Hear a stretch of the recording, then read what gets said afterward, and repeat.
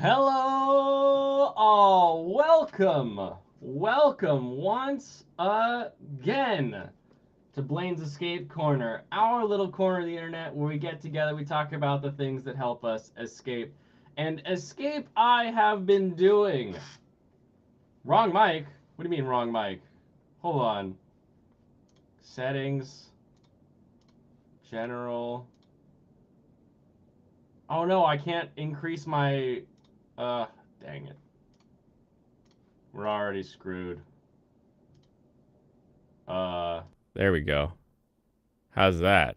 Is that better? That's I have a slightly adjust. Hold on, hold on. There, focus. Focus on me. All right, am I in focus? I hope so.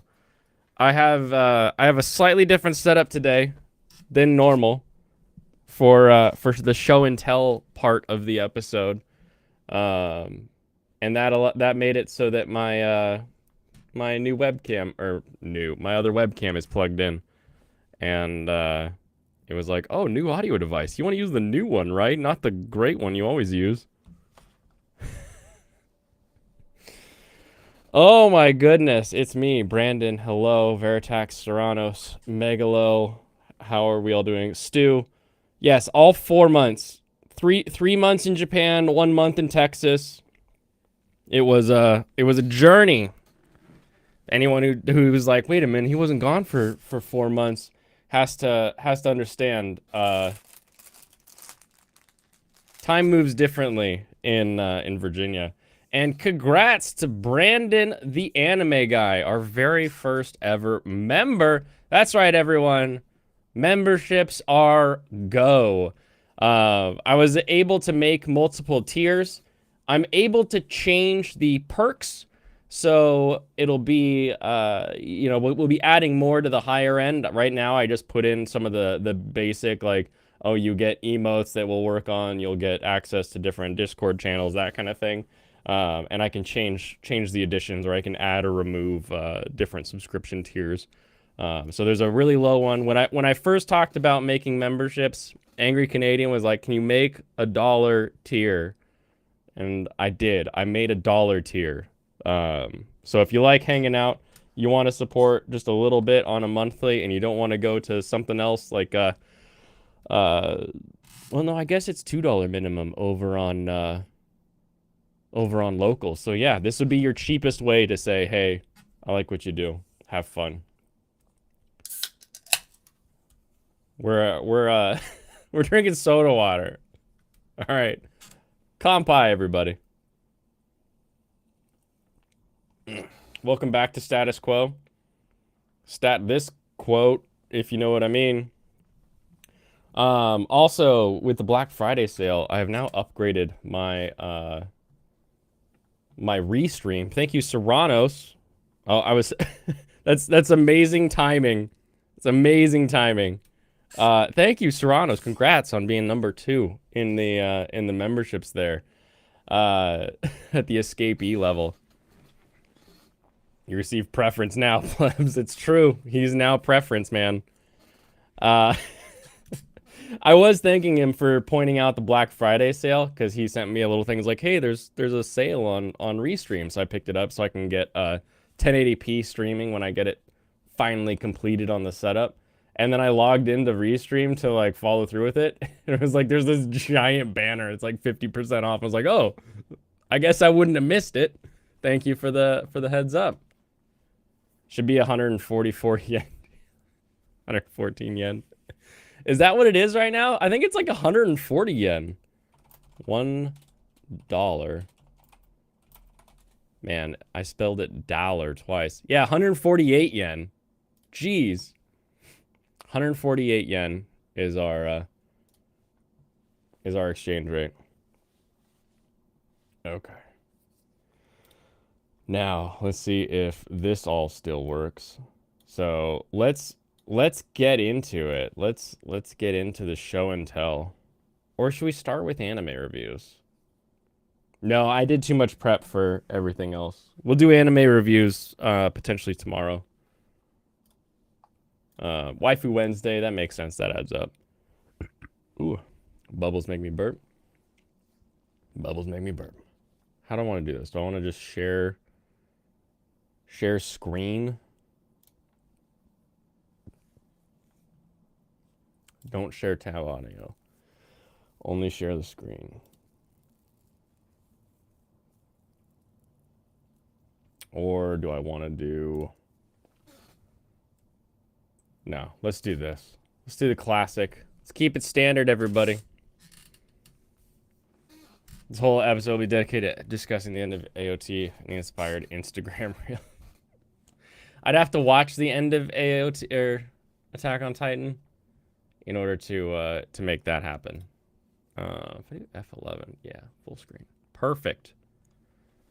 Okay, so I've got all my photos here. Please don't discuss. Okay, I will try not to discuss. This isn't all about me. It has to be about me. I think it's the Lord's house, Stu. I think we gotta keep everything in context. All right, so flew into Japan. Flying from where I am in the PNW out at SeaTac into Japan is not that bad. It's a 9-hour flight, and we cooked it. It was just under 9 hours, maybe 8.5 actually in the air, and we land. And this is like the first time that we've left SeaTac at night. Usually our flights are like 4 a.m., 5 a.m., anything like that. Yeah, SeaTac to Haneda in Tokyo. And oh goodness, no. I'm not taking a 3-hour flight to take a 9-hour flight. That's that's not a go-to.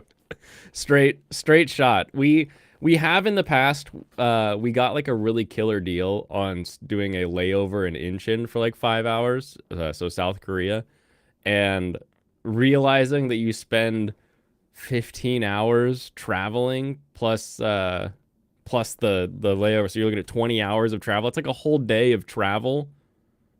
It's not worth it. Like whatever it costs to go from like 1 stop or 2 stop to non-stop, you will make up in not sitting around not enjoying your vacation. So I always recommend save yourself that day. Do it in 10, don't do it in 20. I haven't gone down to San Francisco ever. Always it tries to get me to stop in like Incheon or Hawaii or something like that. And I'm like, it's too many hours. Anyway. So we land and it's like kind of daytime, which is weird because usually we end up landing and it's definitely nighttime with the way that everything goes. But we were able to just kind of wander around, and we're staying right in Akihabara. So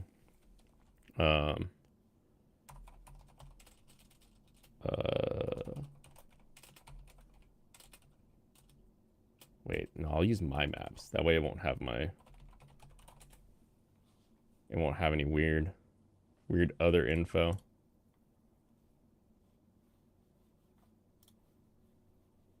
Make a new one of these. Look how prepared I was.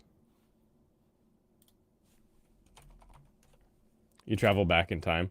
When I come back, I travel back in time. But when I'm there, time goes definitely forward. Because we travel from the past to tomorrow in 10 hours. It's a weird one. Alrighty, so right here is Tokyo. This is Tokyo, like, station is right here. On the big, here's all of Japan. I'll start out and we'll go in. Here's all Japan. Here's Tokyo. Haneda is down here, and we stay in Akihabara, which is right here. We literally stayed right here at the Washington Hotel, and great hotel, actually. Really nice. Very clean. Everything in its place. I would stay there again in a heartbeat. However, I will also add that basically this one right here, the REM Akihabara, the Akihabara Washington, there's an APA over to here. I have had no issues with any of those hotels. Uh, so really anything you get that's in like the Google 4-star is gonna be a solid hotel, and these are all like under $100 a night. So I think we were paying 50 or $70 a night for a hotel. It's right next to the train station. We always go to one of our favorite places. This is Bankara Ramen. We get the old Sapporo beer and the garlic ramen, and they have the king kakuni, so big old pork belly roasted on there. There's an egg floating in the corner here.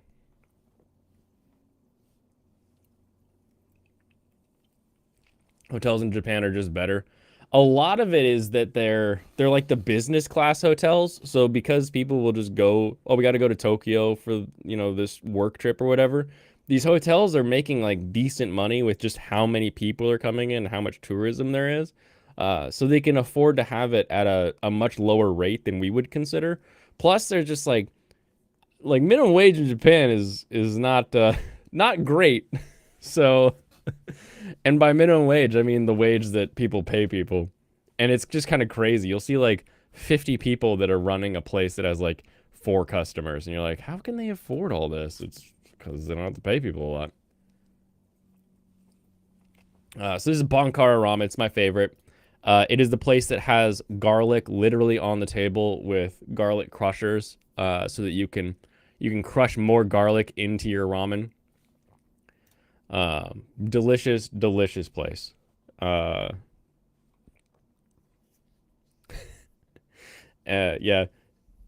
Tonkatsu, katsu, I'm going to say it as English as I can, is the battered and fried meats. Tonkotsu is the pig fat ramen.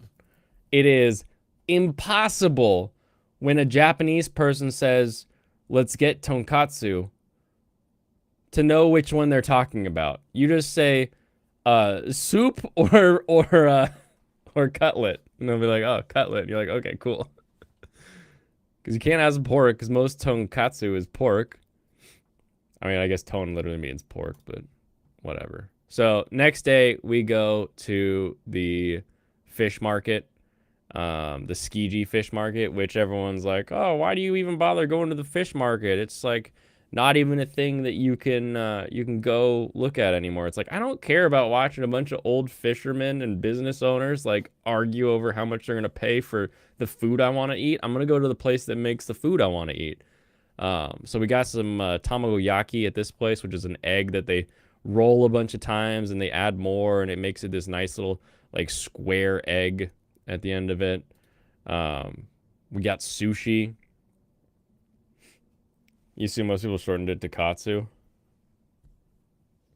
Yeah, but some people, it depends on what you're getting. Like if somebody wants pork katsu, they'll say tonkatsu still. But if you're going to go to like gyukatsu or you're going to go to like kushikatsu, then they'll just say like katsu. But really depends. Hey Ronan, how are you doing? Do I have Zoom? Oh, I do have Zoom. Ooh. So we got sea urchin, we got tuna, and this was just like a random place. And it's one of those like everything's delicious. You don't worry about like, oh, is this one highly rated? Is that one highly rated? Just go, because it's gonna be good. Because you can't. It's the same thing with going to like the Seattle like Pike Place Market. Like our oysters and our crab down there, our salmon down there, it's all just amazing because it's all really fresh. They don't have to like sit around and worry about like, oh, did this transport halfway across the country before we ate it?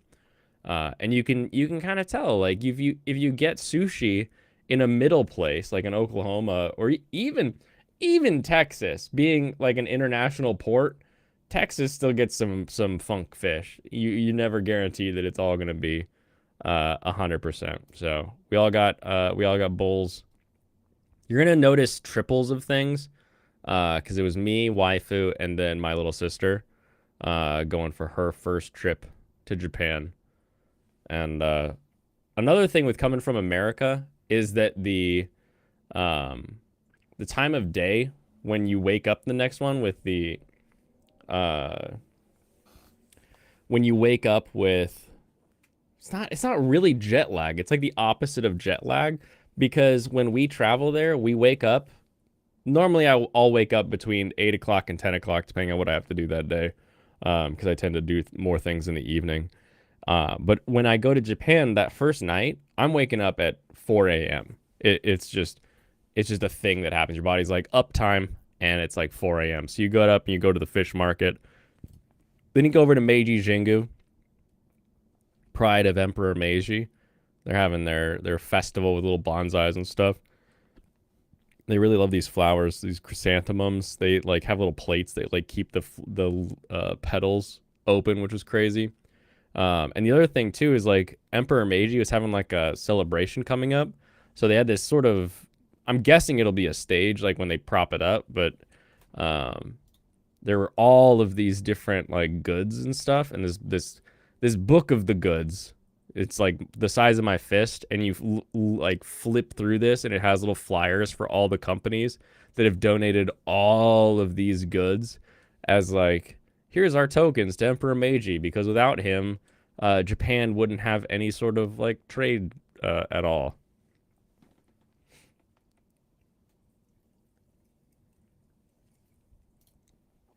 So they explain it here. His birthday's on November 3rd. That's what the celebration was. So all the whole place was getting ready to celebrate that. Tons of sakes. It's like your comic book folder. Nice. There were 3 of those. So here we have hand model waifu holding the because it was October at the time, the Halloween Starbucks Frappuccino. It is boo flavored, which means vanilla basically, but it looks black. It was pretty good. Nothing too crazy, nothing I'd really worry about. And Meiji Jingu is straight across the street from Takeshita Dori, which is the main Harajuku area. Squid ink, it might be. I think it was probably charcoal. That's my guess. A lot of the times with like the drinks and stuff, I feel like they use charcoal instead of squid ink, since squid ink does have a little bit of flavor to it. Yeah, I posted a short that was like I'm donut with a question mark. So we got the I'm donut, and it was like if you've ever had Indian fry bread, that's what it's like. Elephant ear, but like really tiny, just like a tiny little wad of elephant ear is essentially what it was. It was delicious. I got long fries because I always get long fries when we go to Harajuku, and I had to crouch on the side of the road and eat my cheesy long fries. It's literally just mashed potatoes that you squeeze through a thing, and that way you get really, really long fries. But I still enjoy it. The other one that I like to get that's actually, if like main Harajuku Road is like this is Takeshita Dori. It has all of these little branches that come off it. And one of these branches goes out and then turns, and like right here is is Com Crepe. And what they do is they put creme brulee in a crepe. So they put their pudding in it, and they sugar it, and they char it. It's so freaking good. And they also they give you a map. So like this is Takeshita Dori, and you have to go down this street and then over. So it's kind of hilarious that in order to get the map to Com Crepe, you have to be at Com Crepe.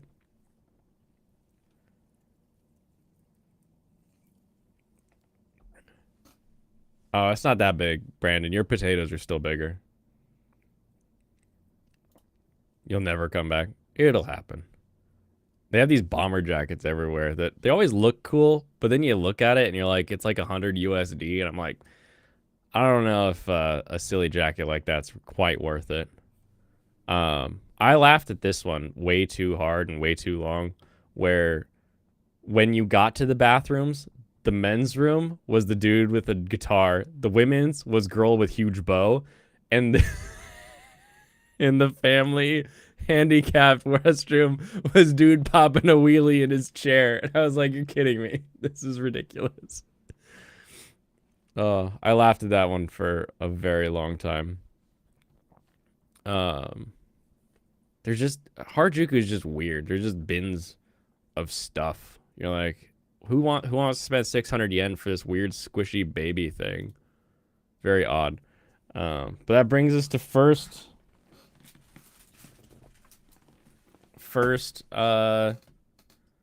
show and tell, I think. Whether or not it's first show and tell, it's the show and tell I'm doing first. Add extra camera, other camera.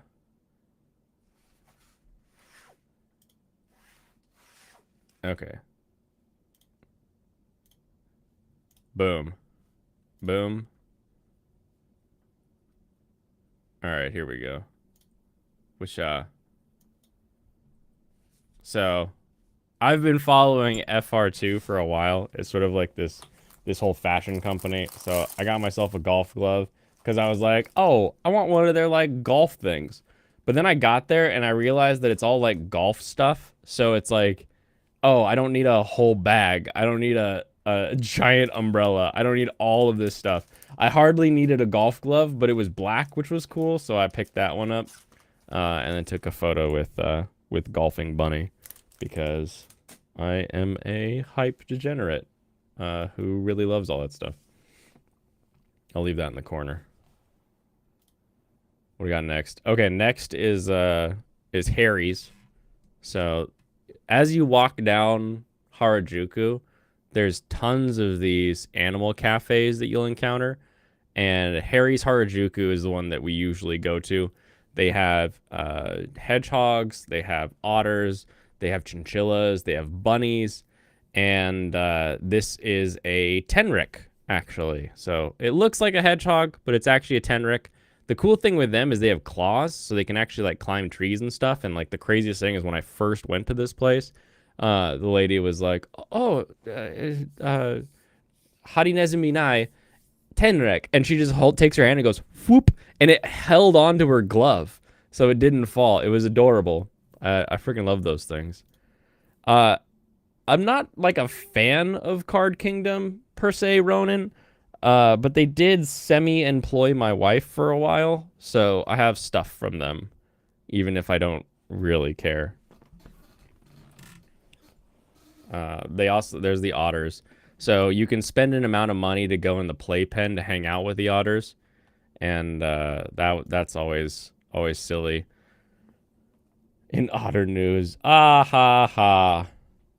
Chinchilla is funny because they like just put the chinchilla in a box and hand it to you, and then you just sit there and you can feed them the little treats and stuff, and they're so soft. Like if you've ever felt like a mink scarf or something, you suddenly realize why like chinchillas were like hunted and stitched together, because they are like the softest thing I've ever touched in my life. There's the hedgehog, and then me in the background. The otters have multiple like viewing tanks, and then they have like this. What I like about Harry's versus some of the other places I've been to is that they have these little like cubes that they put the otters into, and like they've got like a tunnel system between them and stuff. But they also have like an entire like zoo enclosure back behind the door that says like employees only. So like they have like a big swimming area, and like they've got everything they need to have happy otter lives. So you look at it and you're like, oh, look at that tiny little box they keep in it. It's like, yeah, but there's more room, so don't worry about that. Not that my chat ever would. Fender opened a store. That was cool. Walked through there for a while. That was pretty fun.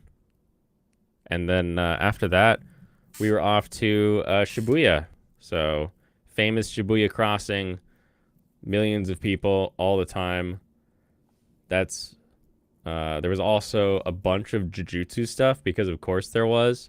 Like, For some reason, my brain like forgot that it was the Shibuya incident. And then I landed and we saw all this Shibuya stuff and it was like all sold out. And I was like, oh, of course. Of course it's sold out. And of course it's Shibuya stuff. That makes sense. We got GTR, little R35 in the front, R34 behind it. Saw a couple of these Godzillas. I freaking love these guys.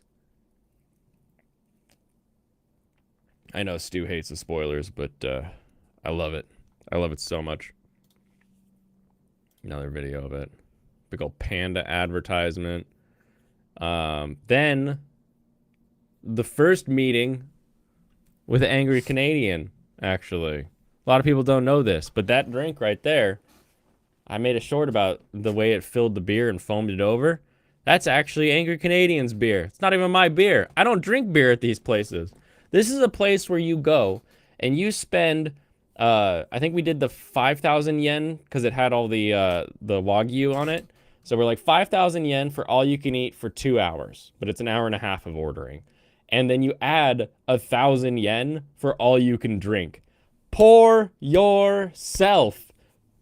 Pour your own. Unless you're Angry Canadian and you have the robot pour your Asahi, you go up and you grab the whiskey, you pour the whiskey in, you grab the soda, you pour the soda in, you want a little yuzu to make a little simi, you do that. It's insane. This place, I'll be honest, this is the first time I have exited this location under my own power. Comments on that short just discussing about how beer should be poured was great. My favorite were the people that are like, I like foam. It helps cut the whatever of the can. I'm like, why? Who are you? One time we were at this place and it's yakiniku. So there's like a little grill on your table, but the grill at this one isn't like the American KBBQ grills. It's like a little like countertop grill where the grease gets kept in it. And we were last year cooking food in it and a drip of grease fell down and brought the fire down to the grease below and just grease fire. A guy comes up and he's like, Abunai. And I was like, oh, yeah, I can tell. It's fire. Of course it's dangerous. And he was like, yeah. Abunai! Like, he needed us to, like, get out of the way. It was pretty good. What's going on, Lucifer? I'm back, and I'm more monetized than ever. So you get an app, you scan this QR code, and you just keep ordering the best meat cuts, and you keep slapping them on the grill. And you keep drinking, you keep eating. And then we left. And that was the first time I said goodbye to Angry Canadian. Which is also hilarious because waifu and my sister were like, "What's this guy's name?" And I was like, "I don't know." Canadian, angry Canadian. I don't know his any other names, but his chosen internet names. At least they aren't microwaved. I mean, if you give your steak a sear, like a good solid sear, and it comes off the grill and it's like still blue raw on the inside, I'll let a microwave pass. But if you only microwave your steak and you don't do anything to sear that outer edge, get that Maillard effect on there, something wrong with you. You're broken. Breakfast. I love this place. It's a little French bakery. And you just go across with your little paddles and you grab all the things you want, and then you go get your coffee-like drink. This is the JR station. This is Vie de France. It's delicious. If you put it back on the grill, you're going to turn that outside to charcoal.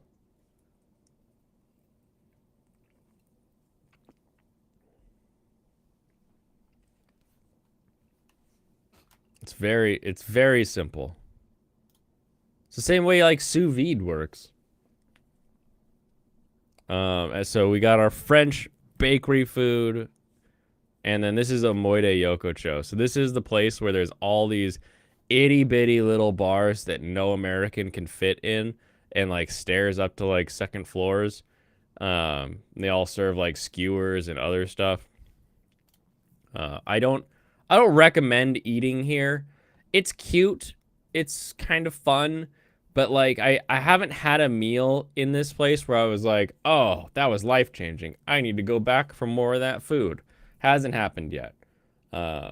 So go look at it. They always have it decorated. Take some photos. It'll be fun. But move on and eat elsewhere. And then we went to the big Shinjuku Park, where the spiders control the world. There's gonna be a lot of spider photos. What are you writing, Megalo? You know I don't know kanji. Oh, did you literally write Omoide Yokocho? You did. You did write that.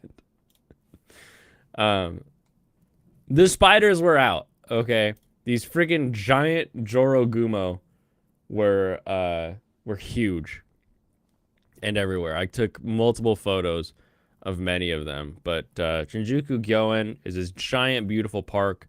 One of those like used to be an emperor's, like, this is my garden that I made that I want to hang out in.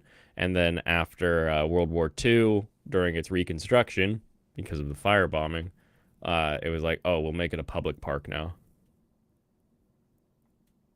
Those giant Jorogumo are huge. This is also the park that's famous for the foot fetish anime. So there's the gazebo where you can draw my feet.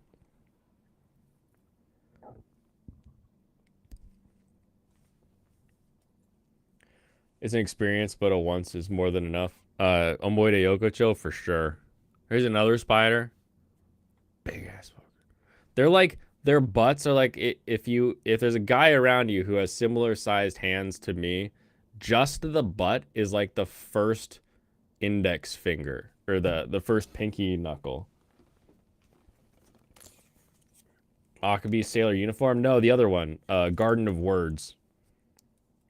Basically it's a 1-inch knuckle. Just under half an inch across. Yeah, they're freaky massive. Japan movie is setting a giant spider movie. It should. I'm shocked. Does Godzilla have a giant spider enemy? My brain's not thinking of any right now. But it should have a giant spider enemy. It has to. Wait, there was a giant spider on Monster Island. I remember the giant spider on Monster Island, but that's it. Anyway, people, it's beautiful in this park. People always getting their wedding photos. She's got a beautiful kimono. There's like a flower, like rose section as well. Big ass lantern. This was cool. They had all of the different flowers that bloom in the park encased in resin, so you could see what the flowers would be like at different times. Thank you, Brandon, for the super chat. Wow, looks like you had lots of fun. You're also making me realize I need to get like some sort of audible cue for those super chats. I'll have to look into that. Give that a heart. And I'm gonna, can I pin this? Why can't I? Oh, it won't let me pin super chats? Okay, fine. Anyway, I thought this was a really cool idea.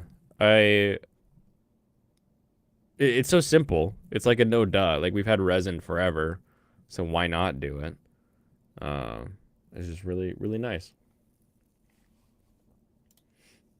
Click it, it'll highlight it. Well, I clicked it and I gave it a heart. Also in Shinjuku is Godzilla. Everybody loves Godzilla's head on top of the Toho theater there. There's also this big gate from the Yakuza game. This was a surprise.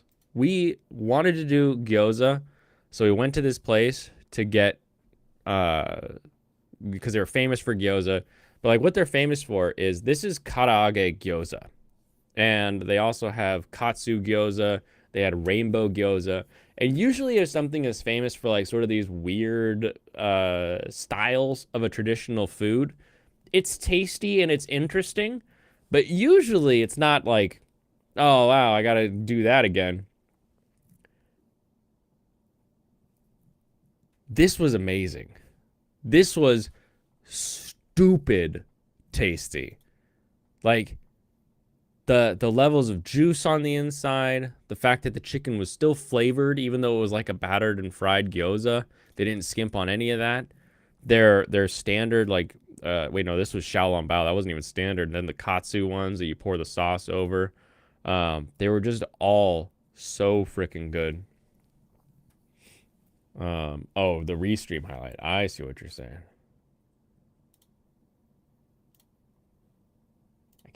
I can do that.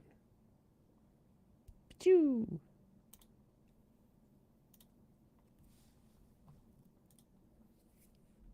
All delicious. All great. These are the rainbow ones. The only thing with the rainbow ones that was sort of like, yeah, this is what I'm used to when it comes to these sort of interesting flavors is the one that had pesto worked into this green one. And it's like, you're not really adding a lot of flavor when you make it pesto. It just tasted like the regular one. Chicken and gyoza, they're usually pork, aren't they? You never had a chicken gyoza before? Me neither. Wait, I might have actually. I never had one that was chicken fried. Never had one that was fried like karaage. Never. Because the rest of them were all pork. Like the xiaolongbao ones were pork. The katsu ones were pork. All of these were pork, and they were like chili, sesame seed, ginger. That one was the best. The yellow one, the ginger gyoza. That one was freaking great. Then we were like, those were all really good, and there's like more on the menu, so we ordered the other ones, which was like a Chinese style and a Korean style. The peanut sauce one, yeah, that one was good. Again, it was just so good with the ginger that I would have to go back and just keep doing the yellow gyoza ginger ones. Oh yeah, easy answer.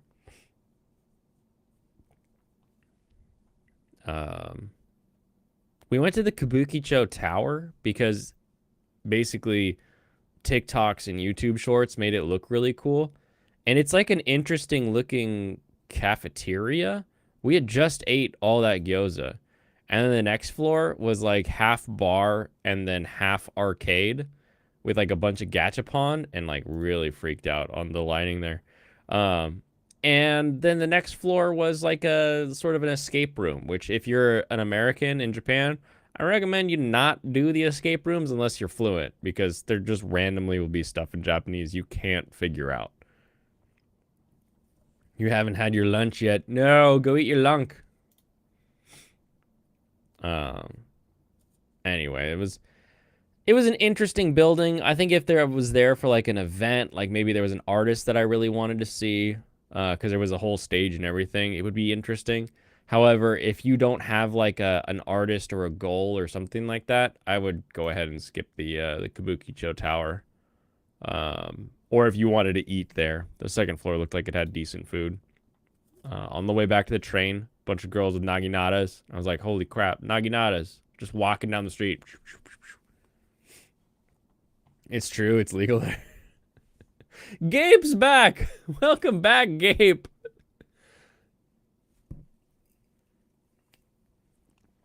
Next day, cat bread. Everybody laughs at cat bread. I tried to take photos anytime I saw like anime-based collabs, which kind of broke down in Akihabara just because you're just taking a picture of everything at that point. So rather than do that, I tried to focus after that on just more interest. Like, oh, look, they use an anime girl for this or that and the other thing. So we had a collab at the Atre. Everybody lining up. Here is proof that hold on. How do I this one? Proof that your boy Kong Ming is like, it actually happens in Japan.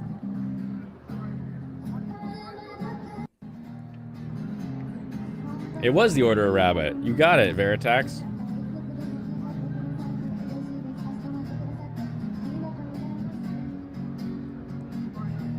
It's so funny because she looks like she's the size of the guitar. She had a decent voice, good passion in it. A little bit of the gal that sings the intro to Domestic Girlfriend. She had a little bit of that rawness to her voice that I enjoy. So I was pleased while sitting there. Temple ads. So this was Halloween-ish. So Halloween proper in Shibuya is where like everybody goes and everybody wants to be. However, it sucks because there's too many people. So Shibuya was like, don't come here. We hate you. And like Megalo warned me and Angry Canadian was warning me. Everyone was like, look at all this stuff. They're shutting down Shibuya. Sure enough, they closed Shibuya to like one exit. I've seen these videos from the Shibuya Halloween events where there's like one entrance and thousands of people trying to go through one train gate. It looks awful. I am so glad that we said no to Shibuya and went over to Ikebukuro. We missed the cosplay event, but that didn't stop random white girls from cosplaying Miku and Genshin Impact. So it's kind of funny. Like you see a bunch of people walking around with like their little roller cart. Like if you saw the third episode of My Tiny Senpai, she's like, oh, why was it so far away to get changed for this event? She's got her little like carry-on luggage. That's what they all do. They all just have a carry-on luggage. They get changed, and then as soon as the event's over, they go and they get changed back, and then they're all walking with their carry-on luggage. Like nothing ever happened. Ganyu. You didn't notice the horn? Yeah, little horn on that. Little horned cosplayer. And then we wandered around Sunshine City, and I got this big fried fish with tartar sauce because, I don't know, you don't always see tartar sauce in Japan. So anytime I see it, I'm like, I'm going to give me some tartar sauce. But that miso was like all wakame. Like it was just covered in the goopy kind of seaweed. I wasn't a big fan of that, but the fish was delicious. Ayu, sort of a river sweet fish, and then kaki fry, so like oysters fried up. There's your boy Kongming live because they kept advertising it, and I kept laughing, and I was like, I have to just take a picture of this for Brandon.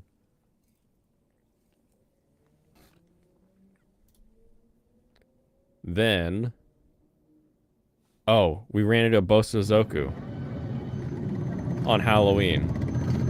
So you had all of these motorcycles, and then I realized that like some of them were like costumed. Like this one right here is wearing like a elementary school field trip outfit, and it was just so funny. And there's a bunny, just a bunny suit on a bike, and they were just rolling around Akihabara, just prap prap prap prap prap prap. It was so fun. Crepes at in Akihabara are a lot more disappointing than the crepes in Harajuku, but they were cheap. How much were those crepes? These are 500 yen crepes, 450, 570. So that's like a $3 crepe. Yeah, there's a reason why it was underfilled. That's so random. Oh, it gets worse. Bosuzoku were out in force this year. This is like the big lantern that a lot of Japanese tourism really looks at. Sensoji Temple is at the far end, and this is the Kaminari-mon. And then this is the shopping center, because back in the day, temples and that kind of thing attracted merchants because everybody would go to the temples on pilgrimages, and they need to buy things, and so it just became a shopping street. There's a Buddha in there. Gaijin food critic. It is my favorite, my specialty. It's gorgeous. This is a pretty one. So even though when you go, it will be crazy packed. It is. I've even when we went right when they opened up after their lockdowns, it was still like crazy packed. So there's some cool gaming stores there in Asakusa. Oh, I haven't done that. I've walked farther east to get to Kappabashi before. But that's about it for Asakusa stuff. I always love the all white koi. They're very very shadowy or like phantasmic or something. Anime advertisement for goopy bungee gum curry pan. Why you want your curry to have the attributes of both rubber and gum? I don't know. That doesn't sound exactly great to me. Racist. Leave my powerful koi alone, flawed man. There's a Daruma store. This building is fun. So this is the Asahi building, the one that looks like a giant beer, and then this is the radish in a bowl. That's like their other offices. Very very funny, very strange design. I love the torched wood. Makes the wood last longer and bugs don't like it, so they burn the top layer. I don't know what this is. I was walking down the street. I saw a bunch of photos. I saw 1938 and a bunch of like this photo set of a child realizing that like America's coming. Like I don't know what this was, but it made me laugh so hard when I saw it. I had to take a picture. So this place, if you know what Maneki Neko is, you ever been to a Chinese restaurant or a Japanese restaurant or any of those restaurants, and there's like a little cat out front that's like waving its arm or something like that. That's a Maneki Neko, a beckoning cat.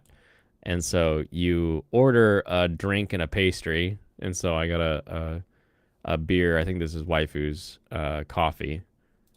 And we painted our own Maneki Nekos. So this first one, this is my sister's. It's supposed to look like her cat.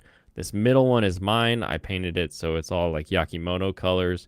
And then the last one, Waifu really likes ginkgo leaves, so she did just a repeating pattern with the ginkgo leaves. My yakimono logo on the back.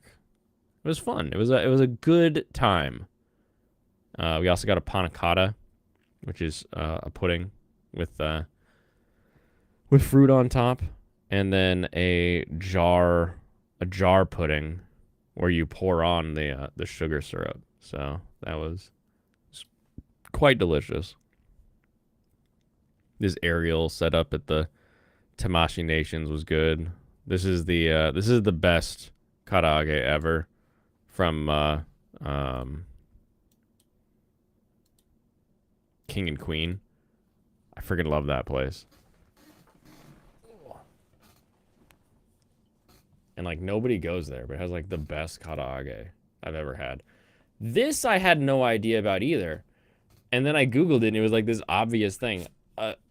Akihabara shuts down to traffic for like hours every Sunday. And somehow, this is my 8th time being in Japan, my 7th time being in Akihabara. I've never seen the street shut down. So we were able to actually be like in the middle of the road taking photos and stuff. It was crazy. Hopefully everybody saw this one. This was like a pachinko ad, but this cleavage bear, I could not stop laughing at the cleavage bear. It looks so upset at being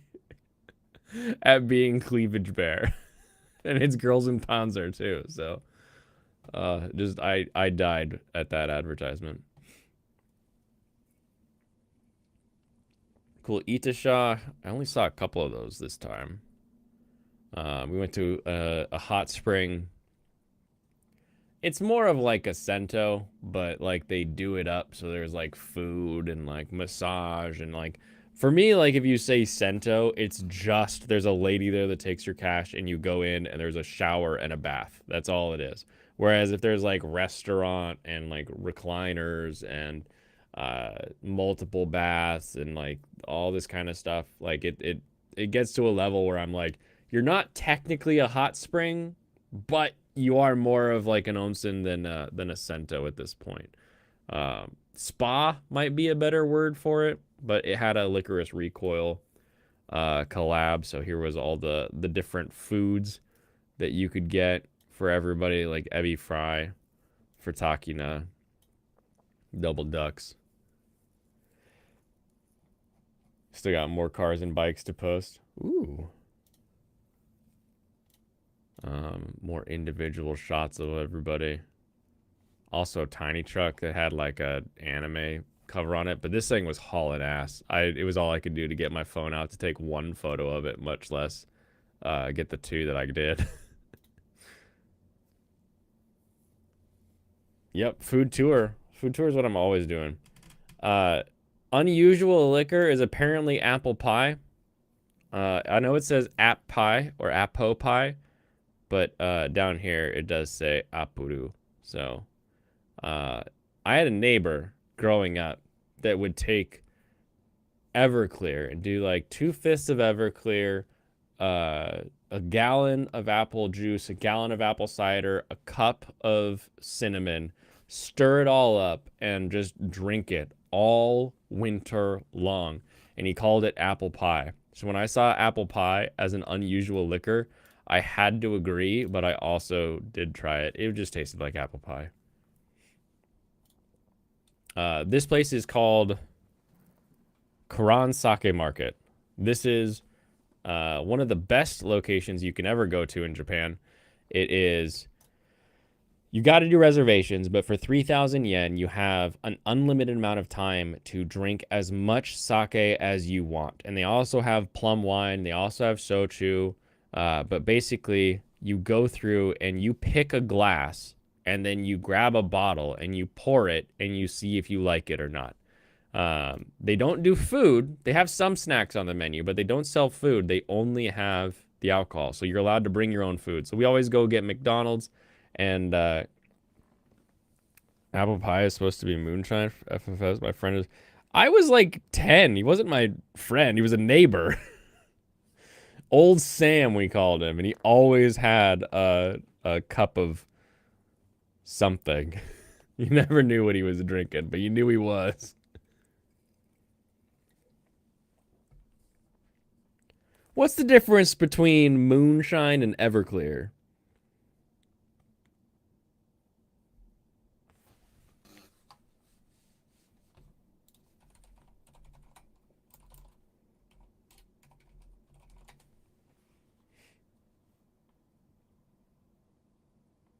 Everclear is a brand of high-proof grain alcohol. Moonshine is defined as any illegally produced liquor.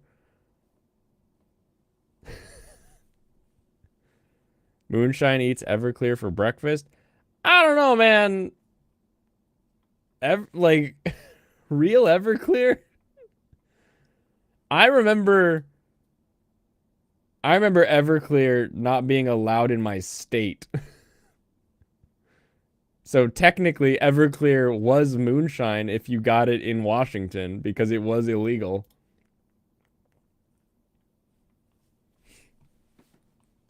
$190 proof? That's Everclear. I've had moonshine. It just tastes bad.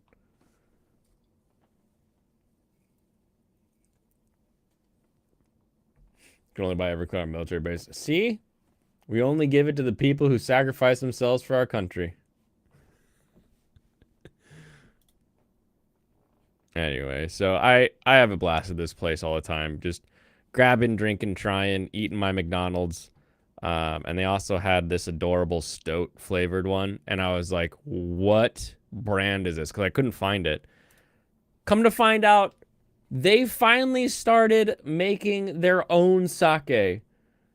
But they don't have a reseller's license, so to get it, you have to order it online in Japan. And I couldn't, like, order it and ship it to Angry Canadian before we would get to Osaka. So I cried, and I was like, I loved this. I drank the whole bottle. But yes, it is Doomer. It is the Doomer sake. So cute. Just the fact they put the faces on the back of the label. Cute. Everybody saw my family chicky breakfast. It's in a short. I love these things. They're delicious. Whole freaking chicken breast. Not like a giant chicken nugget, just a big chunk of chicken that they cooked up. Breakfast on this day though. What's the brand's name? Karan Sake Market makes it, but it says on the bottle Okojo. This little bit here. And down in the corner, you can see the word Karan is down here. So it's Karan Okojo.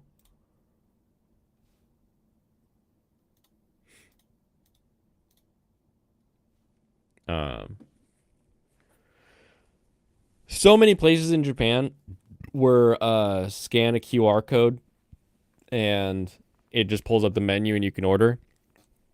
And so many of the menus were just taking Google Translated. Quran? No, Quran.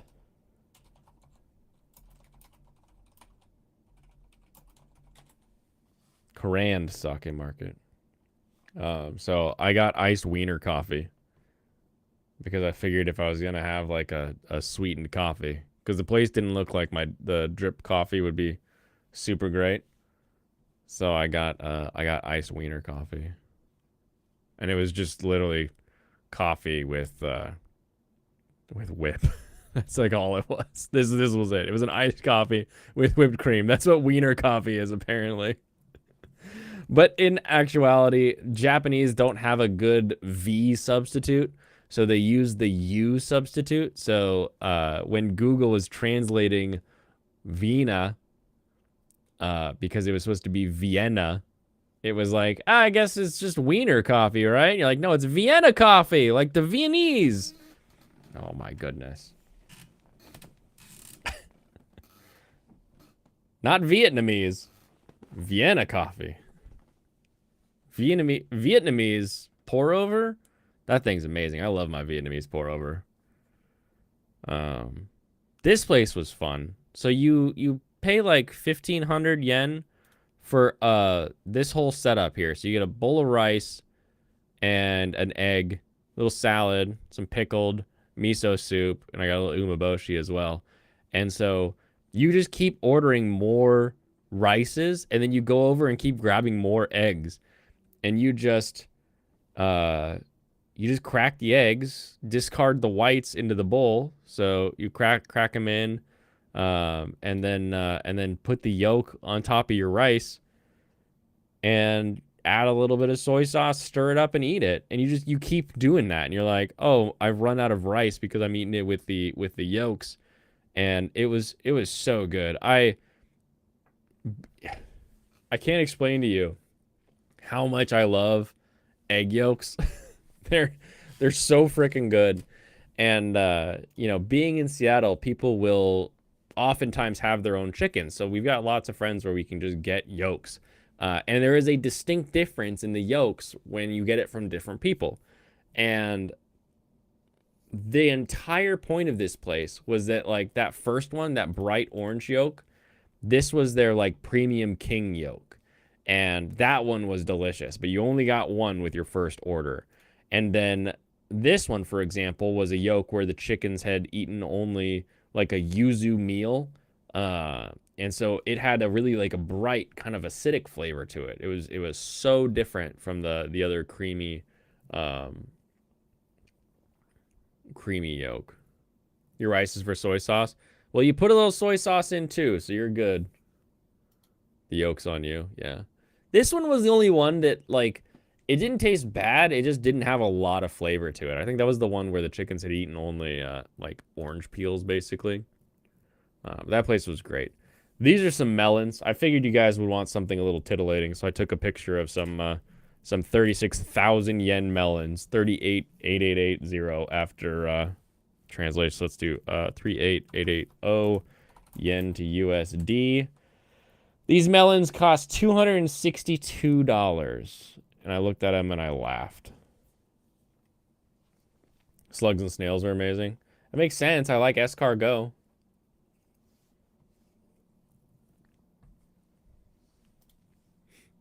Cat. There's a um, there's this Japanese thing where they just have these little like pet shops and like, oh, people don't understand the first fruits. Okay, yeah. Um, basically, there are fruit that you buy at a grocery store that's like normal fruit. And then there's these kind of in like Christianity, we have the idea of like the first fruits that we give to God. In Japan, they have the idea of like these are the perfect fruits that will be like they're the best ones that the farmer took care of. And so some of those get sent to like they'll send it off to temples or shrines. But some of them do get into market. And so you take this like really high end fruit that you've put a lot of dedication into, so that it's like the perfect content of everything, and they sell them for hundreds of dollars.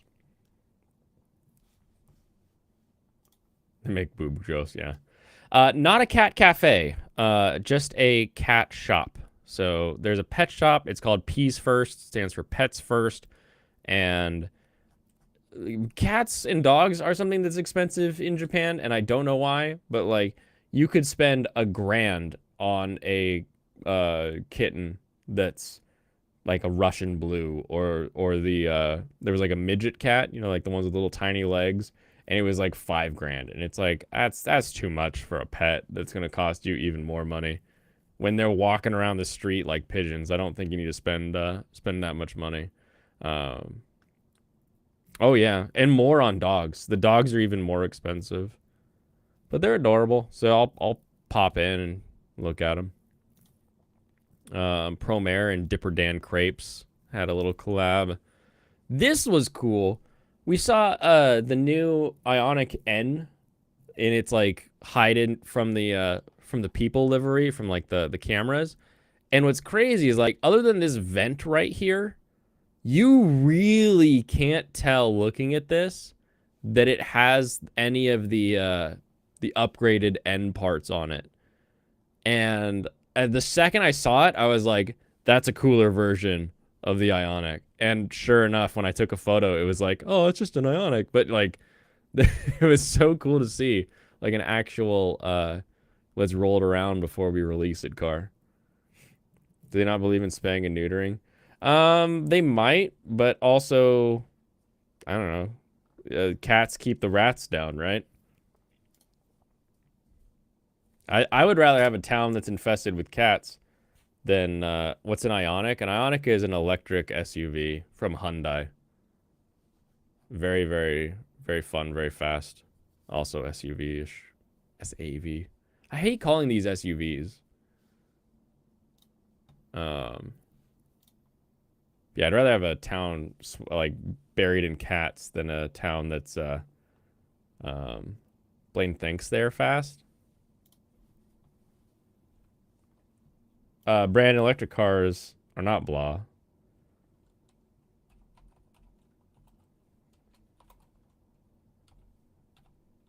Crossover or wagon? No, well, crossover maybe. Ioniq 5, 0 to 60 in 4.5 seconds. Like, what are you going to compare that to? A Corolla Cross? Corolla Cross does 0 to 60 in a respectable 8 seconds. Okay, so it's half the time for a 0 to 60 than a comparable sized vehicle. That's actively fast. Then we went to Swallowtail, which is the Butler Cafe, and you're not allowed to take photos or anything in there, so I didn't do that. All look like shit. What are you talking about?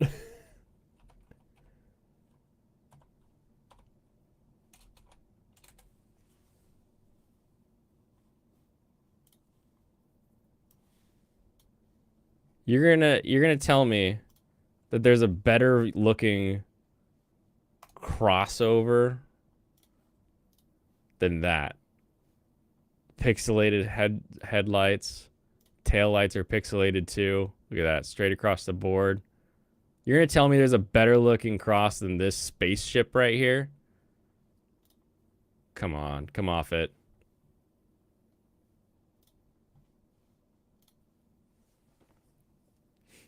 You're just wrong, Brandon. You're just wrong. This is the EK bus. It made me giggle. I think Pop Culture had the best, where he thought it was like a bunch of, or was it Pop or was it Serranos? I think, Brandon, what you mean is you live in the Stone Ages where you don't have electricity, and that's why you don't like them.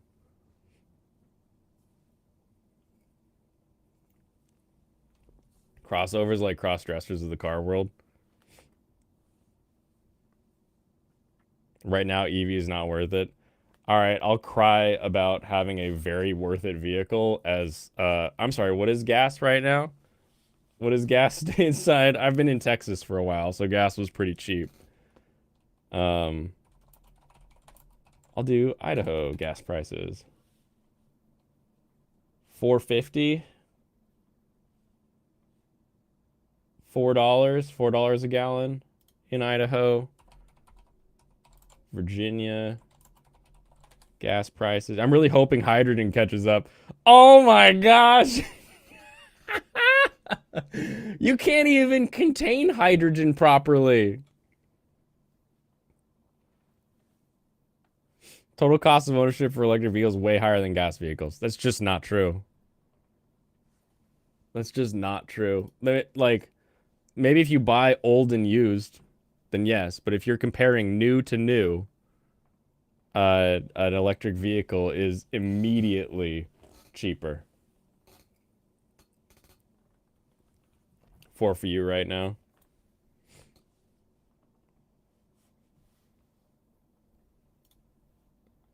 Batteries are... You don't have to buy batteries. An ammonia-powered vehicle so we can piss in it? Is that what it is? Good little 100 girlfriends display.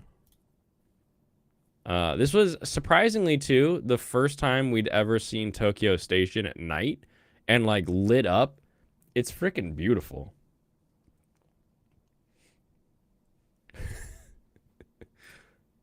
This had me giggle a little bit. So this is, like, the station is behind us here. So these wedding photographers and there's multiple girls in dresses getting their photos taken. And his ambulance is just like, wee wee wee. Just made me giggle for a second there.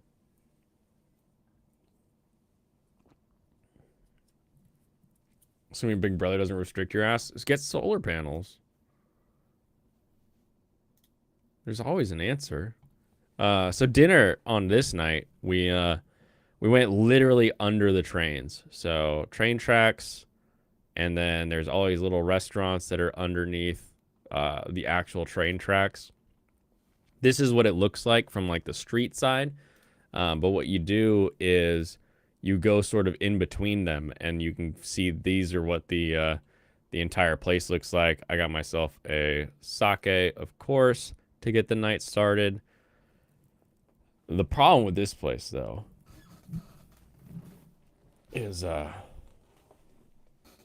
is a dead end. Exactly. What do you even mean by dead end? How does it be a dead end? Solar doesn't hold the candle. It cannot convert fast enough. What? I don't think you know solar. Solar panels don't charge at night. It's called a battery. What? Like, you have a giant battery bank that your solar panels charge, and then your car gets DC charge from the batteries. Cummins said... Oh, well, I guess Cummins said it. That must be true, then. What's more abundant, lithium for batteries or gasoline? I don't think you know, actually. I don't think you know which one's more abundant. Plus, look at all the different things we've made batteries out of in the last 100 years.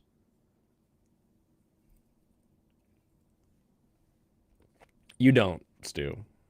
You're not like some geological surveyor. Oil is more abundant. Okay.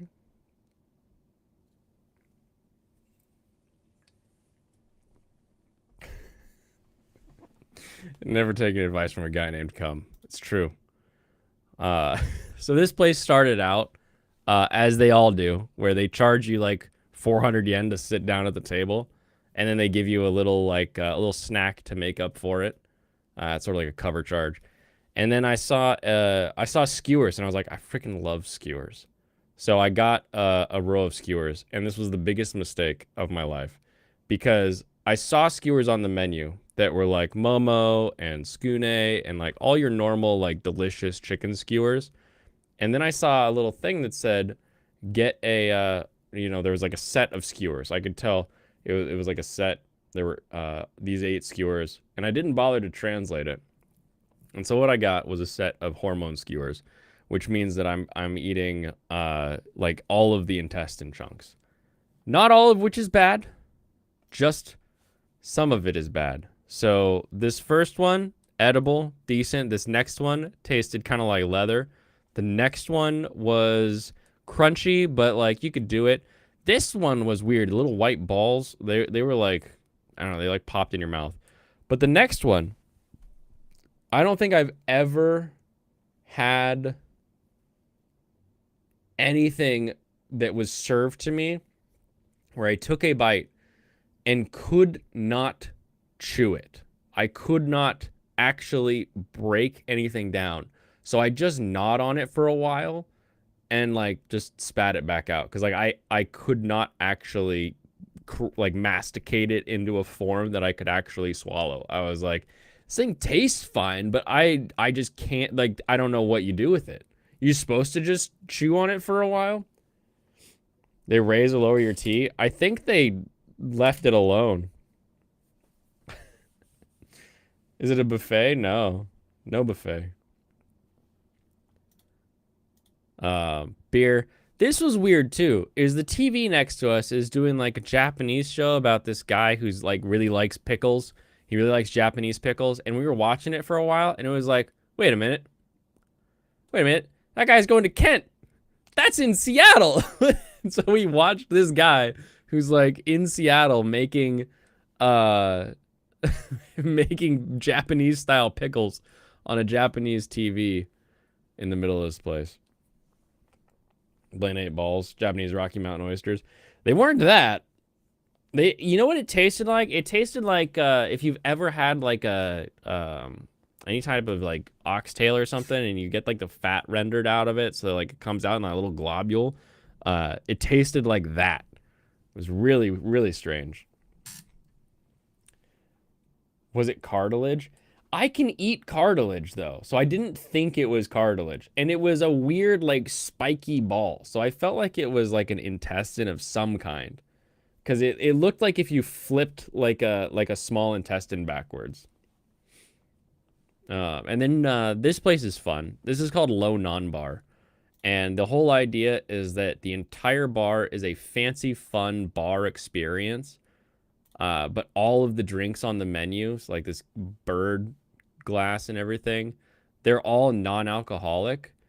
And it still feels like you're at like a fun bar. So if you know anybody who doesn't like to drink or anything like that, you can go here and you have this really fun, fancy bar experience. And it's like non-alcoholic, but it's called Low Non-Bar because it's not non-alcoholic if you don't want it to be. You can ask him to put alcohol in it. He does have some liquor. So guy, this little thing right here, he actually like makes his own concoctions that are non-alcoholic so we can get the different flavors and stuff into drinks. Fascinating location. Really, really fun. This is giant cricket cookie, phoenix worms, cicada, mixed bugs. I didn't order anything from it because this kind of stuff doesn't like excite me. I'm not like, ooh, rhino beetle, I'll eat that. Like it's funny. It's like it's just a bug. Like who cares? I had my time as a kid eating crickets to not care about weird bug eating stuff. This pork pig guy, he was like tied up. It made me laugh. It's like, why is Porky tied up? Reject the Devil's Tonic. There you go. It's right there in Akihabara. All these dolphins are trying to find Sonic, so it made me giggle a little bit. I don't understand why there's a tie with a bunch of dolphins. You'll not eat the bugs. I mean, like, depending on what they're used for, they're not bad. I remember when I was a kid, it was dried grasshoppers, and you ate them with like nacho cheese, and it was fun. But Blaine likes taxes and eat the bugs. It's true. I cannot tell a lie. Come on, Japan, do better. I don't think the third world has rhino beetles. Can I zoom in on this one? Oh, I don't know if I can. So one of my buddies plays guitar really, really well. And I saw this little tiny pedal at this guitar shop. And I was like, if this sounds good, I have to get it. And so I played it for a bit. Absolutely fell in love. And it's this itty bitty melon pan. Like, it's so small, the 1/4-inch cables have to be staggered so that they don't run into each other. Why do you have a Minecraft mouse pad? It's technically Card Kingdom, and that's where I'm gonna throw stuff up. I guess I can throw these up. So maybe you noticed, maybe you didn't notice, but there was a time when I used to drink my Escape Corner sake out of a lum cup, and then I stopped doing that. That's because someone broke it. So I no longer had lum cup. So now I once again have lum cup that is clean and nice, and I can see if I can get the focus on there. No? You don't want to change your focus for me? There you go. So you get a little lum on the cup. So now I have one that is not broken. And I was like, you know what? I'm here. I did not actually think they would have any when we came back. So I got 2. So I have 2 lum cups. So that if one is to break, I will always have a backup lum cup in case they don't have them next time I'm in Japan. I will say it was not me. I was not the breaker of the lum cup.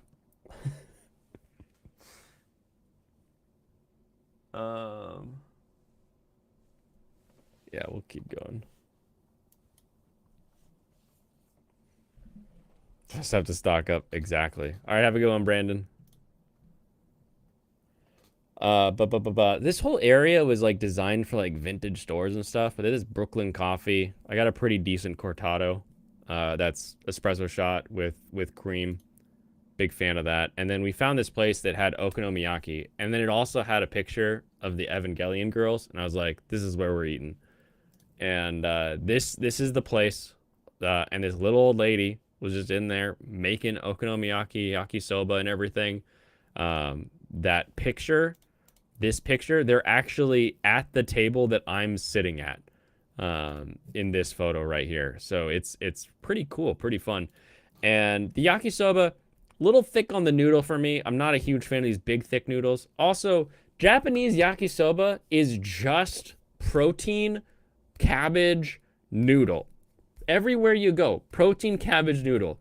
So me making a yakisoba with like onion, carrot, bean sprouts, like all this kind of stuff, I'm like, okay, so I'm hitting like this, we're Americanizing this to the point where I've got a bunch of flavors that we all really like and we want it to be there, so we feel like we have a big plate of stuff, right?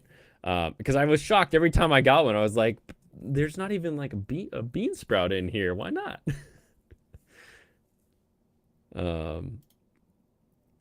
This was the okonomiyaki Katie got with noodles, so some noodle on top of it. Those are the fish flakes going back and forth, And then the thing that I'm taking away, that I'm stealing from the obachan of the okonomiyaki place, is this. This is yakisoba that was fried and like made, and then when it came time, she cracked like 2 eggs, spread them around, put the yakisoba in the egg, and just rolled it up. She called it yakisoba roll. And so you've got yakisoba in an egg roll, and it's just like this giant eggy omelet. It's so good. I freaking love it. I'm stealing that. I'm putting that on the truck. 100% Serranos. It's I've already got the ingredients. You might as well. This was their Halloween cruller at the Happy Donut place. Also, on Halloween, we step out and T-Rex just walking down the road in Akihabara. Had me giggling. Going up in December now. Ooh, very fun. Lots of Godzilla minus 1.0 advertisements everywhere. Stolen from the tasty Japanese lady. If I ever meet her again, I'll let her know. Oh, don't worry about it, man. You'll be here the next time as well. So this is the Rainbow Teleport. Mr. Donut. Yeah, Mr. Donuts always has the best collab donuts. They get the Pokemon collabs. They get the Kirby collabs. It's always great. We gave up candy. So this is the Rainbow Teleport. It is the real Rainbow Road in Japan. It's this train that goes over to Odaiba. It's not very colorful, believe it or not, the road itself. But if you look at it at night, it's completely covered in rainbows. Angloid stealing from the Mongoloid. It does a whole like 360 sweep, which is kind of cool. And then on Odaiba. Odaiba is the island that Japan built to try to stop Perry. And they didn't get it done in time. So Perry come a knocking. And now it's a big tourist destination. It's where Comiket is. It's where not NHK, but one of the other broadcasting companies has a big thing. And this was one of those little animal petting zoo things. You give them some money and you can go in, you can pet some chicks. You can pet some hamsters and all that kind of stuff. So many chicks. I had no idea that chicks were like this thing that people wanted to pet. Again, I've got people that do raise chickens. So this is where I filmed that fatty. This little chunky guy here. Look, he's just so thick. Bad for Japan, good for them now. And his little buddy came over and was just sniffing at the lens. It was super funny. A bunch of Tenrics, just a pile of Tenrics. This was fun. So here we'll get wild footage of waifu petting a lemur. And then the guy was like, here, get a better photo. And he's just like, puts lemur on the back of waifu.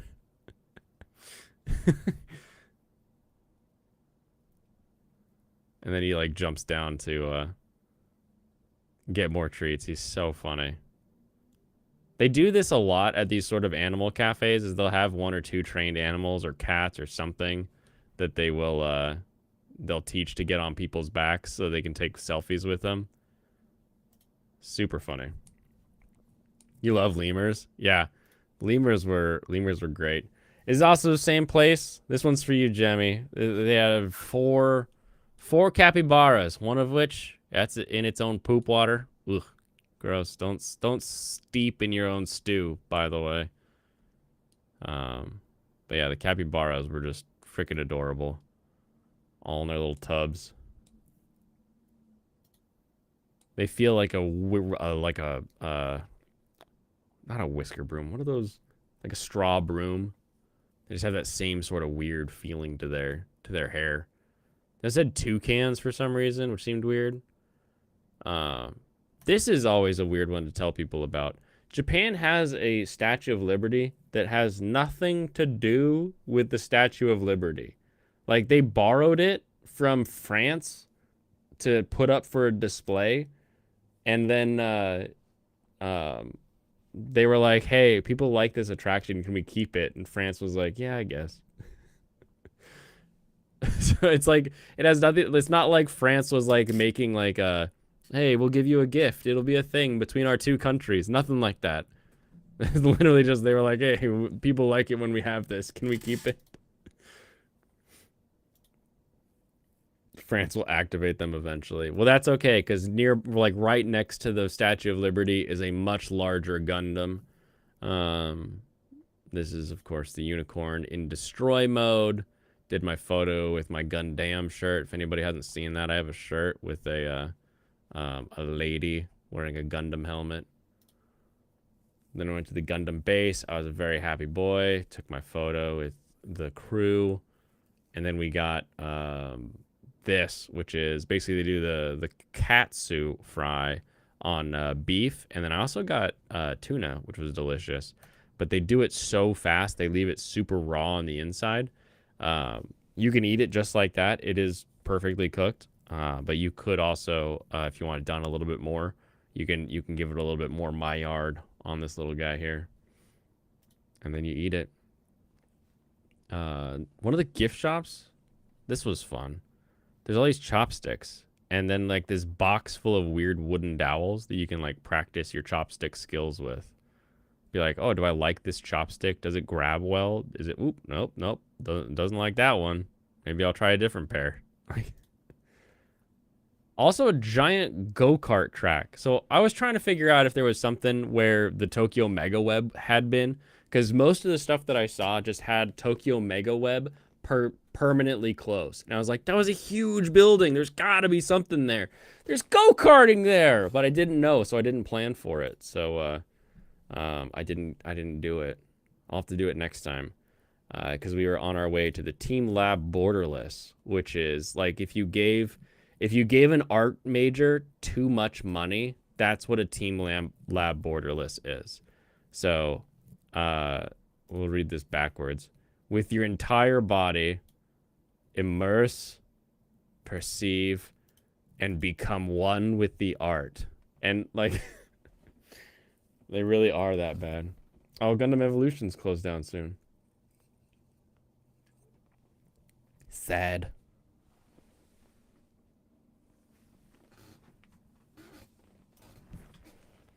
And the interesting thing with the border, so last time I was at Team Lab, it was like all projector screens that were like covering you with like art, and as you touched it, it like reacted to you. This time, it was a lot of very dark rooms with just different feeling floors. Like it was just a very tactile experience, but just for your feet. So like one of the first things was this ramp with water rushing down it, and you just had to walk up this ramp. In your whole thing is in your bare feet, and you're just splish splash going all the way up it. Super strange. People going slowly in front of us. Such an odd, and whatever it's made out of, it wasn't like slippery or anything, so that was strange too. And there's just this water at the top. And then it would give you like a description like, lit waterfall at the top of stairs of slippery ramp. And then some sort of description of like, it represents the challenge of trying to reach a place that seems beyond. And then the next one was like squishy floor. And you're like, ooh, this feels a little weird. This feels a little gooky. I'm not a fan of this. And they also were like, oh, by the way, there will be sections of this museum or sections of the exhibit where people can see up your skirt. So they had like rentable shorts. So you could rent shorts to wear under your skirt. Or if you need to take your tights off, you wear these shorts that they rented to you.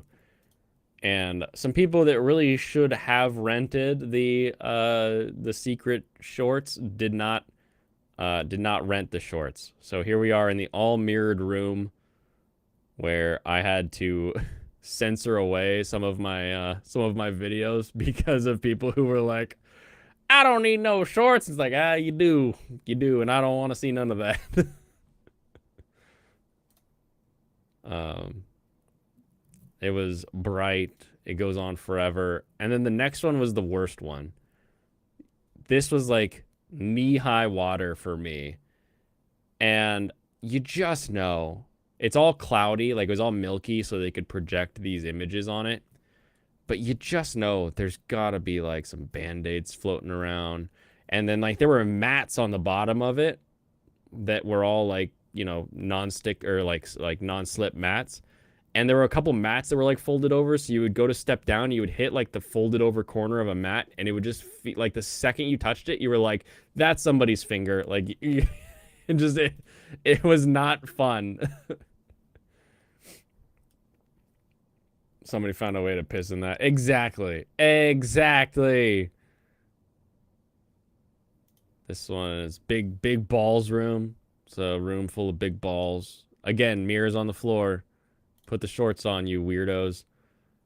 Planetarium, where they were just like, had this video of flower petals blowing in the wind. Fascinating. Like, this is the kind of place you could get high and stare at for like days. Absolute days. And then the garden exhibit, the last little exhibit, was all of these strings of plants that you just walked through. And this was kind of weird because they told you, like, don't touch the flowers, don't touch the flowers, don't touch the flowers. And she says the flowers will come up and you can go through them. And so I walked up thinking they would sort of like move out of my way, but then I saw other people just walking through and it's like, okay, fine. We push our way through the flowers. And I was like, I don't want to keep touching the flower. I was told not to touch the flowers. So I literally just like laid down on my back underneath all the flowers and started just scooching through because I wasn't having fun pushing my way through flowers. I also have allergies, so after a few minutes I was like, you know, I forgot my allergy pills. This actually sucks. I hate this. I hate this more than anything else that we've ever done here. They're Japanese, not American and Chinese. You know who goes to the Team Lab Borderless Immersive Art exhibit is not the Japanese. It's all of the Americans and the Chinese.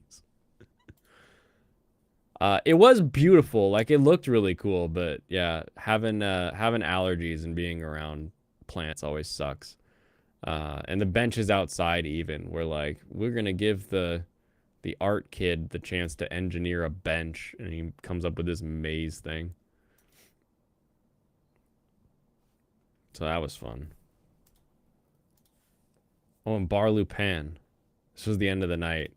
Bar Lupin is down this like alleyway in the middle of Ginza, and it is like the bar that all bars are modeled after. So if you've seen like a cool old bar in anime, that's this bar. You've seen a guy making a giant ice sphere and putting it in a drink and then handing it to someone in anime. This is that place. It's the bar that Desai wrote all his books in, and we got some delicious cocktails and some just cheap side food. When the bench designer played Roller Coaster Tycoon the night before. Sure, a little train isn't running around on that. Nah, people just sitting on it. People just sitting. Another Sylvia with a fun Itasha design. Actually, let me pause on the Sylvia. Do I have anything else from Tokyo?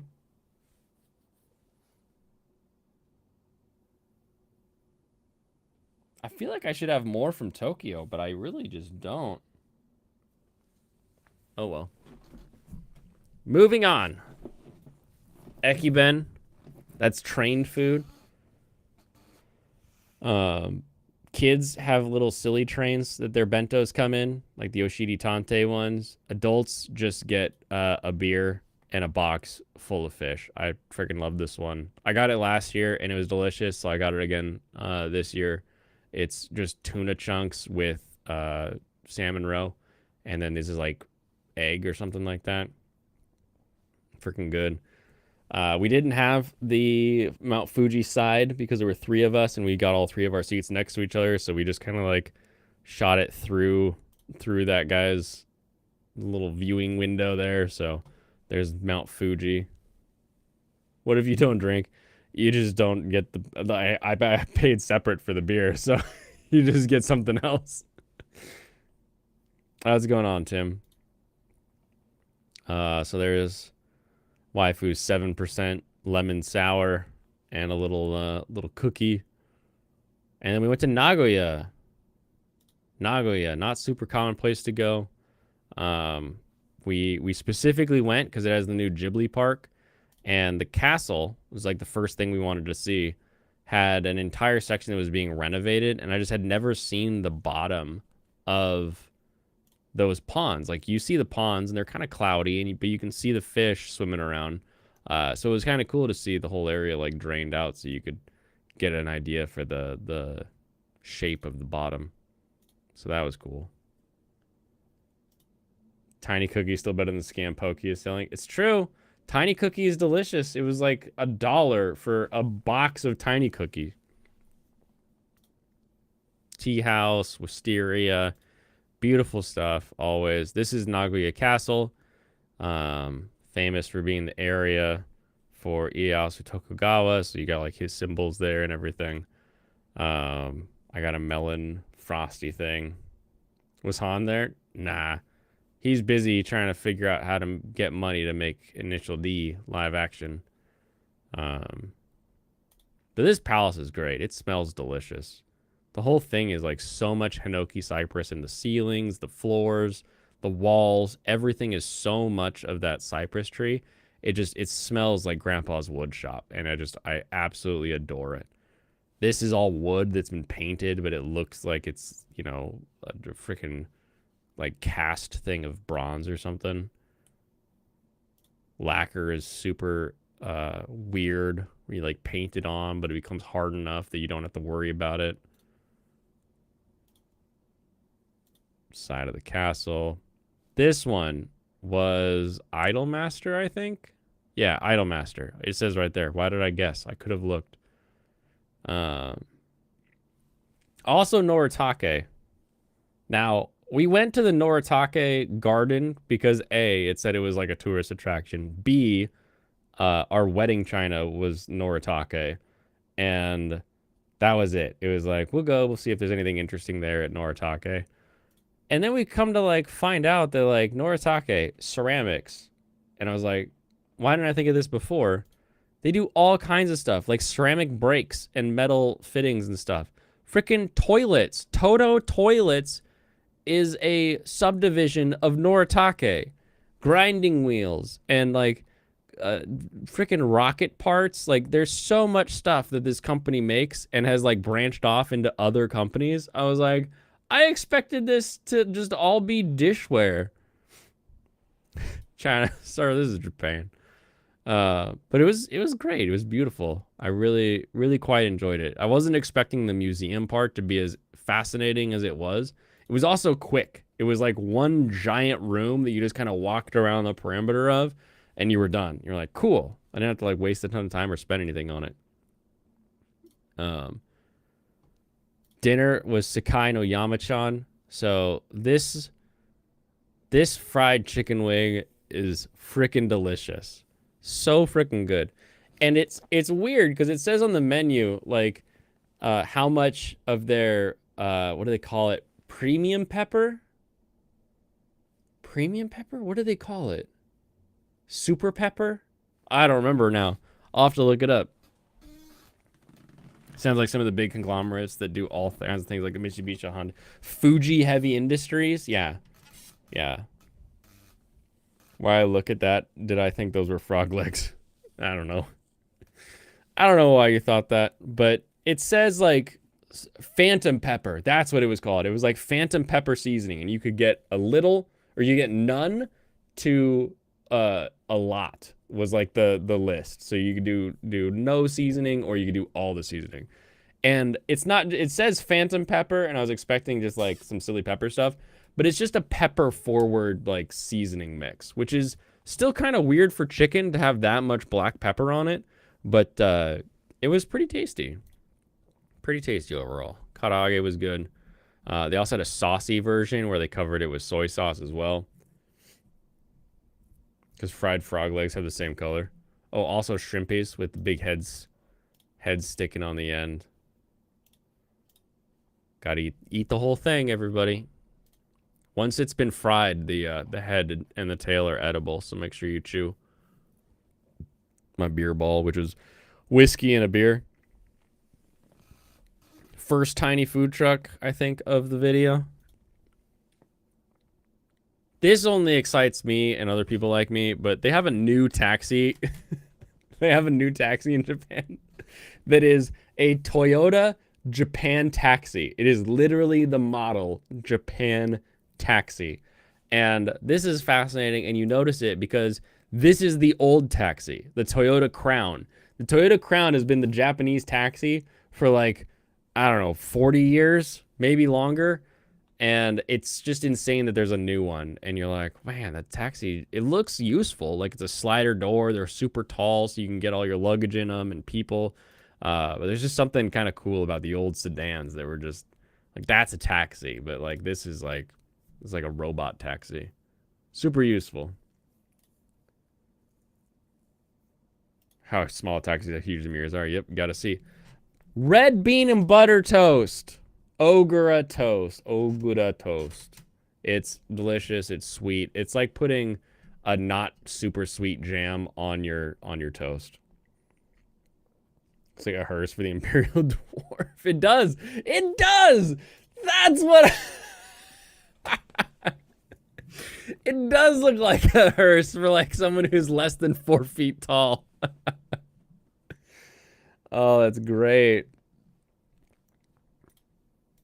Oh, man. You know about the top? Well, trust me that red bean, especially when you get it like whole like this, is freaking delicious. They also put eyes on your hard-boiled egg before you ate it, which I found a little strange. And then we headed out to the Studio Ghibli Park, which was pretty cool. It's just a better upgraded version of the Studio Ghibli Museum. And this guy greeted us, or gal, I think, probably female. It was huge. We're walking, and the Japanese girl in front of us just screamed like "Pikiri!" and like jumped and ran away. And it was like, oh, look, it's a mantis. Freaking adorable little guy. But you take this elevator down to the park, and the whole park you can go to for free. To like just walk around the park section, and you only have to pay to get into the warehouse, but you have to have like tickets ahead of time. Like you line up as like, I got the 12 o'clock tickets, so we're gonna go in at 12, and so you line up and you go in, and everything is done to look like some set of some show. And some of it you're like, this is very Ghibli-esque, but I don't really know what this is from. It just looks really cool. There's seeing one means good luck. Oh, I didn't know that. Well, I had okay luck on the rest of the trip. We got sick a little bit, but that's okay. So they had little forest spirits hanging in their trees. This airship was up way above there. Guy hiding out behind. They had a whole section for Arietti, which is basically the borrowers done in Japan. Giant slugs, giant flowers all around, all the different scenes so that you could set up and like take photos like you were there. Giant Totoro as a bartender. Cat bus, which we took a picture of it, but it's like I'm not standing in line to take photos in a cat bus. More of this sweet bean and butter on bata. They also had wine, which was cool. It was not great, but we had some. There's better wine. Big ass sandwiches, all that stuff. But the cool part about the warehouse versus the museum is that the museum in Tokyo doesn't have this. This is like a giant actual warehouse where like all the stuff is like, they say it's all the stuff is stored, but there's like a clear distinction where there's like stuff that's been stored and there's stuff that's like in storage so you can see it. And it was really cool to have this sort of like under warehouse section of like, oh, here's all the stuff that we could put out on display, but we don't have it available right now. And then all the movie scenes that you can take photos in. When this place opened up, we saw an article about a guy that got like kicked out because he was doing like upskirt selfies of like an inappropriate like touching of all these statues, and they were all there, all of the different statues that you can take photos with. There's the one for the upskirt photo that he took.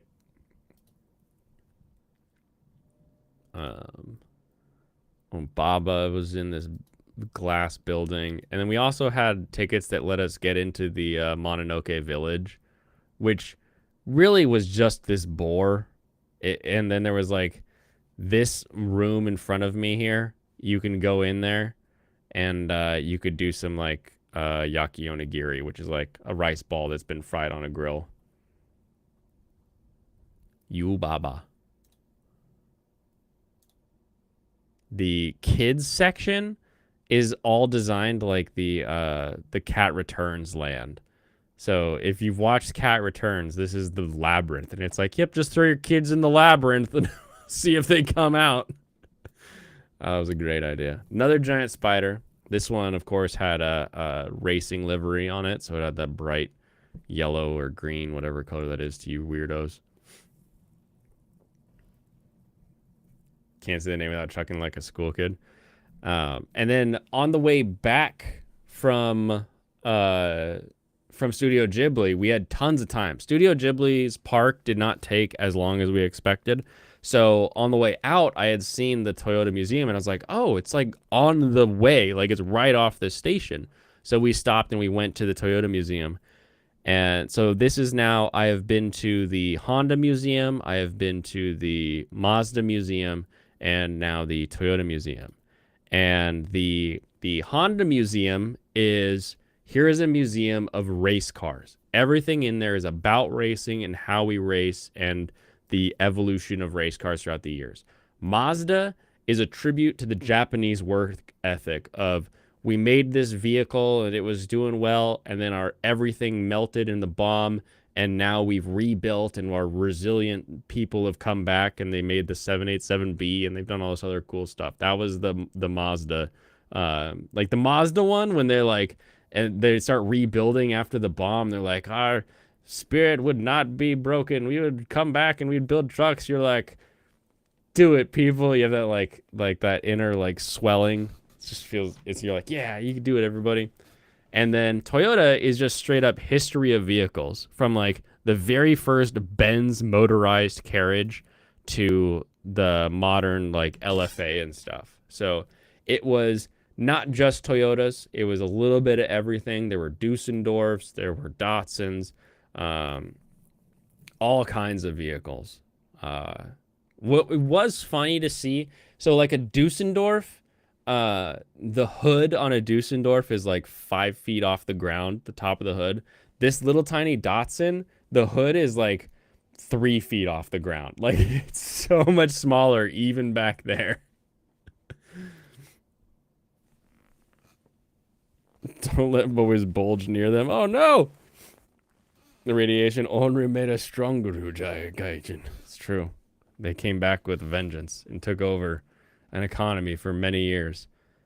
Geishas in a car ad. Gull wings will always be cool.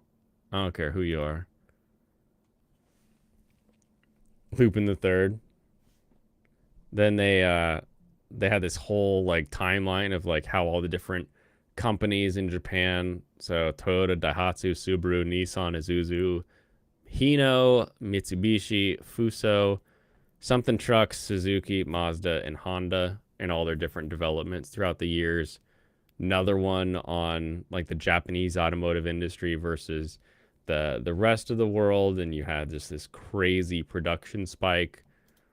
1980, Japan surpasses the U.S. to become the global #1. So way back in the 80s, goes way over there.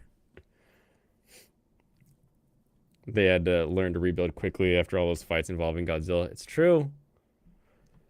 The original Crown, just gorgeous vehicles. I had to laugh at this one just because it was so blue. It felt like a Land Cruiser that someone would like make nowadays. Falcon. 2000 GT. Actually a Toyota car. The Levin. Here's the LFA. Classic. And a Supra. These little like car of the future area. Like this will be the commuter vehicle. It had like, it didn't have a steering wheel. It had like a handle that was attached to a stick that then it pivoted the front tire. Silly little tiny guys. One of the old vehicles they had set up for you to take pictures in, and I guess I never really quite realized, because I was like looking at them for a while and I was like, wait a minute.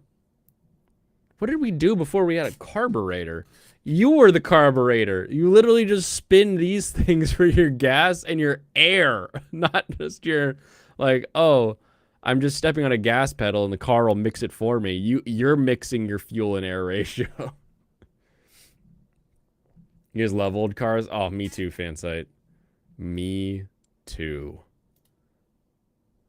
This, not super pretty, but it was tasty. This is another Nagoya specialty. It's a tonkatsu cutlet, and they just dump this like spicy soy sauce all over it. And they will say spicy soy sauce. They don't mean spicy. They mean like they put some like chili seeds in it. Like that's all they did. You're like, ah, it's not really hot. That is so good. That's what they meant by hard work back in the day. Yep. Oh. When driving was a real man's job. It took work and effort to be able to shift a gear. Not like these new automatic cars. Like the difference between teriyaki, sesame, and General Tso sauce? No, more like just they'll say spicy, and what they really should say is spiced. Like they've added some cumin to it, or, you know, some paprika fell in and like, ooh, that tastes pretty good. And they added some spices to it. But yeah, Japanese palates don't really know, they don't really know real spice.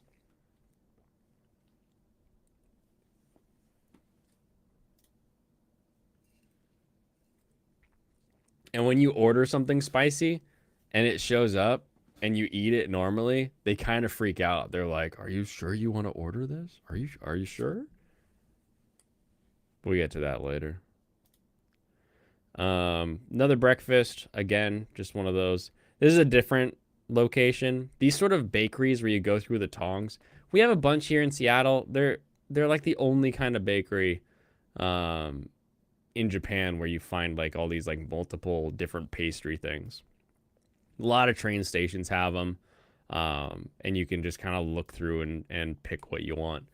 Grabbed a beer, famous for the Nagoya. So this is the Kinshachi. This is the thing that's on top of the Nagoya Castle and many other castles in Japan. It's a dolphin with, or is it a fish with a tiger head? Dolphin with a tiger head, I think is what it is, basically.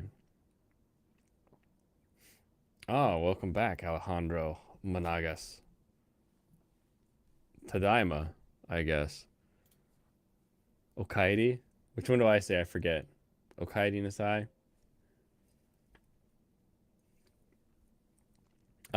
Kyoto. Hold on, is any of this Nagoya based? No? How is none of this Nagoya based? Okay. Shachi is the word for orca.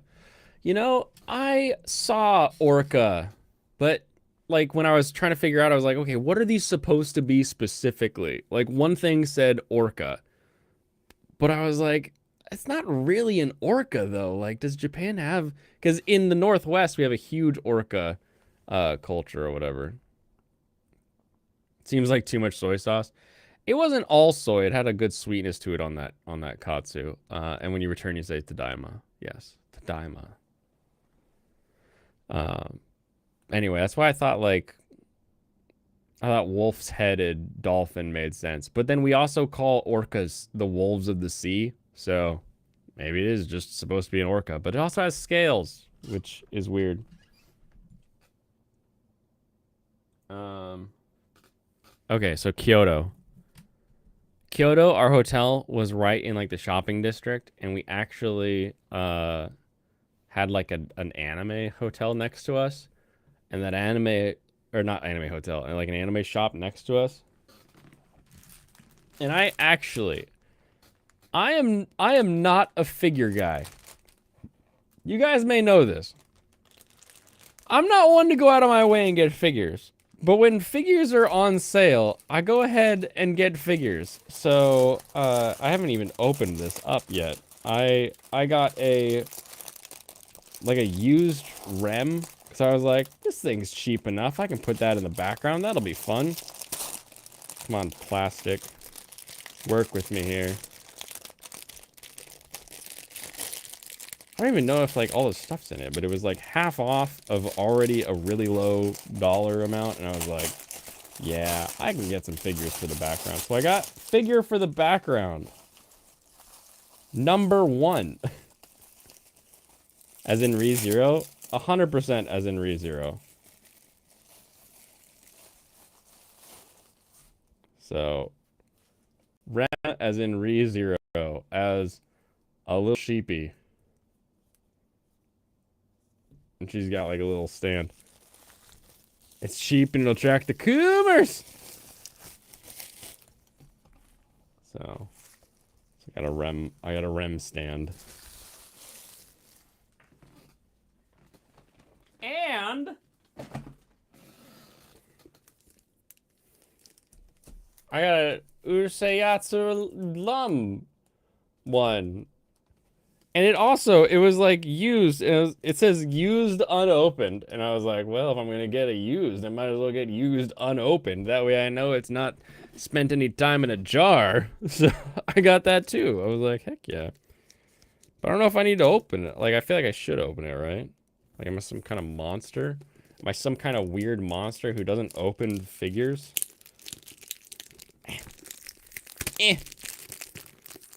Why is there so much tape on it? It's already plastic wrapped.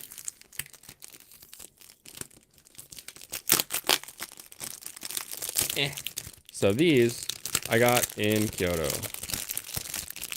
Which usually Kyoto is like, that's where you get like bamboo toothpicks or like a back scratcher because it's bamboo stuff.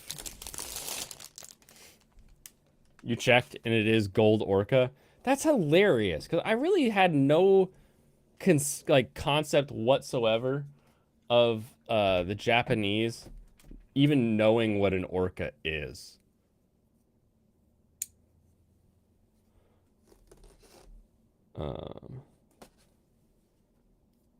Also is used for dolphin depending on context. So yeah, because when you're at the Nagoya like castle, I think it says dolphin when you see like the giant gold statue. At least the English that they gave us. Get. I love how this box is like empty. Why is the box so big when it's just a figure in the front? Oh no, she's been killed. She's been split in twain.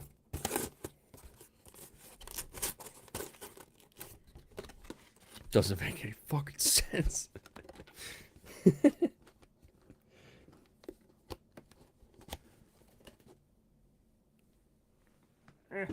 Okay.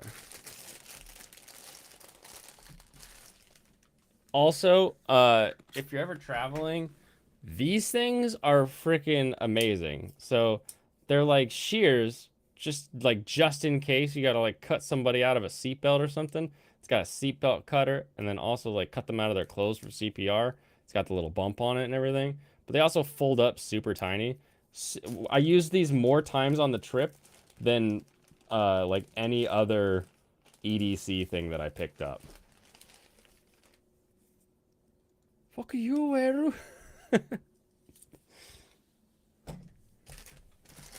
So, how are we looking there? So that's good hair color, good form. And Da, da.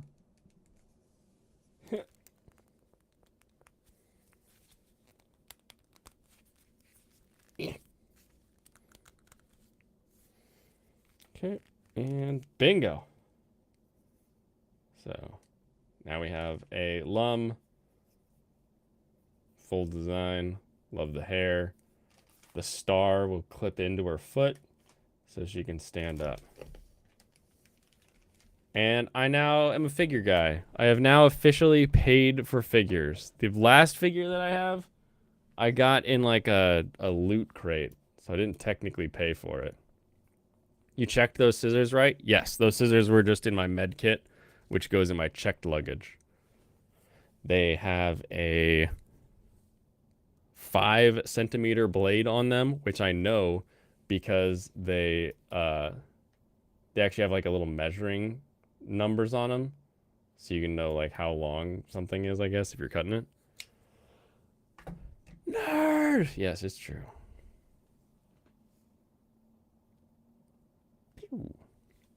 Okay, back to Kyoto.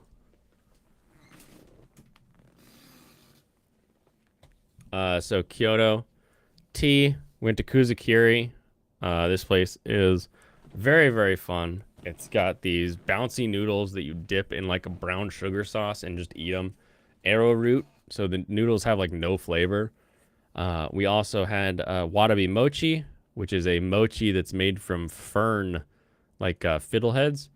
And we dumped caramely sauce on it, and it's super jiggly and freaking delicious. Jiggly. Next, you just do shrine walking. And every time we go shrine walking, we always find shrines that have like festivals going on. There just always is something happening. And this time at the Osaka Shrine, there was weird music and dance. So this means something. This is important. But I couldn't tell you why.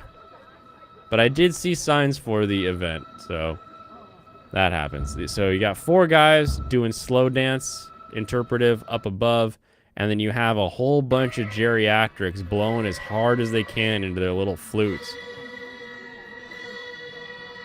And then a guy at the front sort of leading them with drums.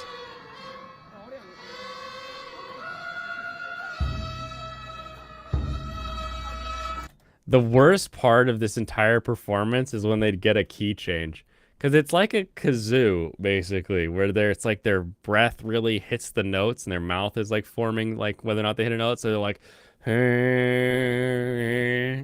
is Kyoto where all the shrines are? Kyoto is known as the town of 1,000 shrines. And I don't know if there's actually 1,000. There might even be 1,000 in Tokyo for all I know. But yeah, Kyoto is definitely where a majority of the really cool, beautiful shrines are. But so these guys are playing this flute, and it's like, and then they'd hit the they'd hit the key change, and they'd be like, and like it just sounded like a bunch of geriatric kazoos like shouting into their little like their gourd shapes. Oh, it was not super pleasant after a while. Oh, Veritex.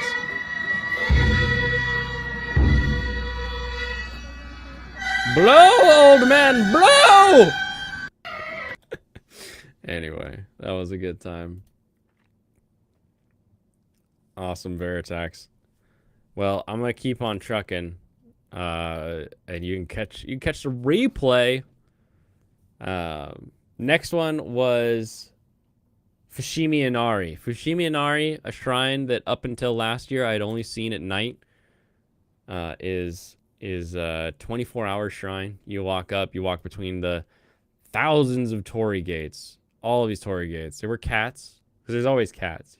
And the cats are terrifying at night, because you're just walking and you hear like rustling and a meow, and you're like, oh, that's right, there's cats around here. Watch that replay. Send a super thanks. Oh, I can say that now. I appreciate the effort they were putting into trying to hit the right note.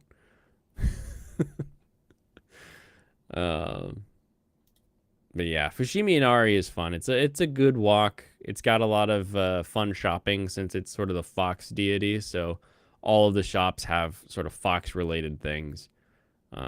This is the Kamo River in Kyoto. That's Ben's Cookies. And our hotel. So we stayed at a Hotel Forza in Osaka last time we were there. And this time when we were making our reservations, like, hey, you know what? This hotel is like $10 more a night. Or not even $10. Maybe it was $10. It might have been 1,000 yen more a night. And I was like, I know the Forza was good last time. So let's go ahead and spend a little more and get the Forza that's in Kyoto.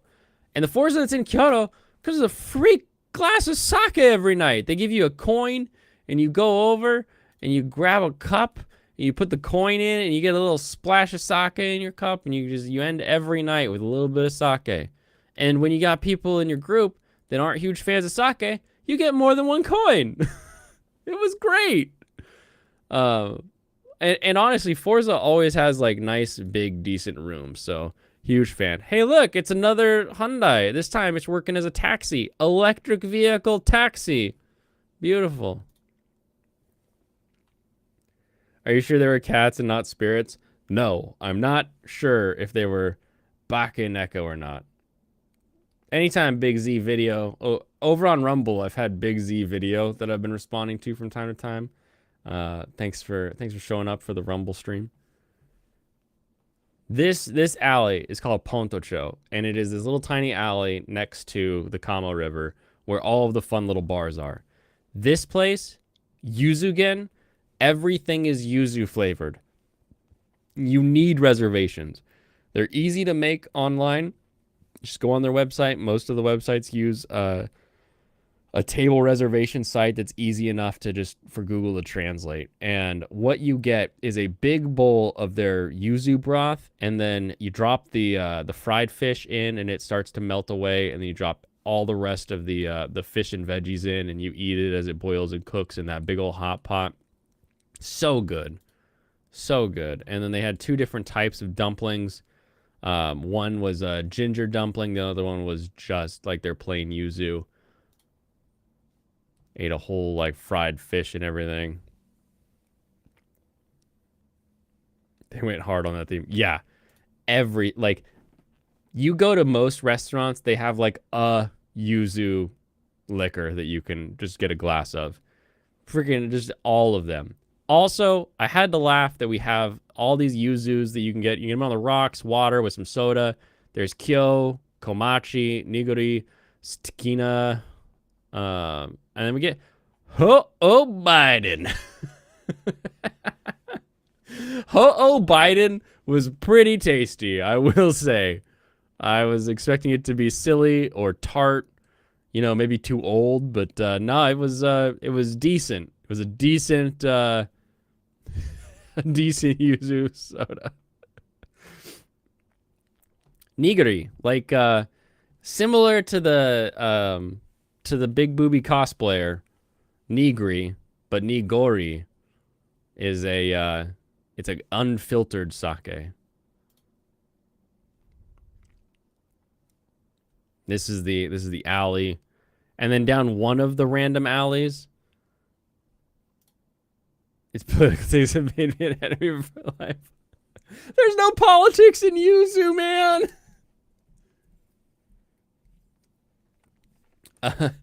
Down one of the tiny alleys, off of the alley, is a little aquarium, like a bunch of fish bowls, basically. So, a bunch of goldfish in a pot, bunch of little tiny mosquito fish in this one.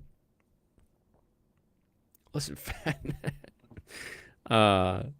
just a ton of koi, ton of goldfish, all in these little jars and stuff, and they have little donations, so we donated a little bit. Blaine gets canceled for using foreign words. Just like those Koreans. Just like those Koreans. Lots of people on their cute little dates at the Kamo River. So funny. So great. We drank. It's open containers in Japan. We drank everywhere.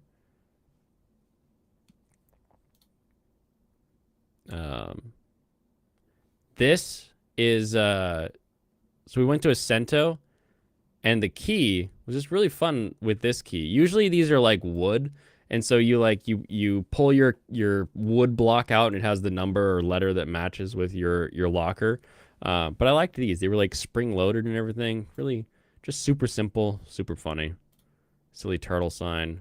And then this is when you watch an anime, and in that anime, the high schoolers all say, "We're going on a school trip to Kyoto." And then they all go to Kyoto, and it shows like that establishing shot of like they've made it to Kyoto. This is the shrine. I've said it before. This is the shrine that they always show you as we've made it to Kyoto and the kids are in Kyoto. That's me. I've got my little ninja towel hanging out of my back pocket because there are no paper towels in any Japanese bathroom. You always got to bring your own. And this is the thing I was standing on. This is like, I don't know, 6 stories up. If you jump off it and survive, you get your wish granted. And this is the main, it's not a shrine. It is a temple. So this is the main temple that you will see when they do anime in Kyoto.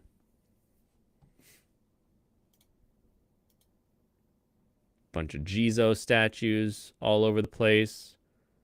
Although I feel like some of these aren't Jizo. I just call them all Jizo anytime there's like little like stone guys with like red bibs. They're like the guiding, they guide children back to safety. But I feel like some of these are a little big. Like they're not exactly a Jizo statue. Like in Gokusen? Probably. Literally, you name an anime where they go to Kyoto, I can promise you they show that temple right there. And this is why it's called Kiyomizudera. It means holy water, beautiful water, some kind of water, pure water. These are the pure water things that come out. You grab a stick with a cup on the end and you reach it out, you fill it with some water, you give it a drink, and then you put it back in the little UV cleaner in the back, because just because we're out of lockdown doesn't mean we can't be still sanitizing everything. The view from the bottom, so you can kind of see how tall this thing is. Giant. This koi. It's hard to explain how big this koi is because I didn't measure it, but next to it, this little thing here, that's a regular sized koi. This thing's just that much bigger. And then we did kimono dressing. I think I just panned down. Yep, there you go. You see my kimono. They gave us the difference between a maiko and a geiko. So the tied obiage. No pochuri. She had no buckles. It's interesting to me that the maiko have all these extra accoutrements everywhere. Like they got the flowers, the buckle, the bag. The sleeves are huge, all that kind of stuff. And the geiko are like very simple, very straightforward outfits that they get. Same on the back. You've got the big flowing obi design versus a short tie on the back. You'd think that the more elaborate one would be a geiko or a geisha, but it's not. And so we got dressed up in kimonos and we went and we made wagashi. So we took red beans, stuck it in white beans, and put it all together. There's my dopey smile. There's my little, I made a red panda wagashi. Adorable, so cute. There's one of our, I think that's my little chrysanthemum bloom. And then waifu did this thing where she dyed some of hers red and put it on the inside of the white so that it would sort of like spread out and get this sort of gradient to it. Pulled it off a little bit there. You see the inside red. And then we went and we did a tea making ceremony with our wagashi. So we had our little wagashis and our little sweets. And then we learned how to make tea. And we had to wear these shoes everywhere. We ran around taking photos of like all over the town. Also these little shrines. There's little shrines everywhere in Japan. Just these little like roadside. There's a shrine.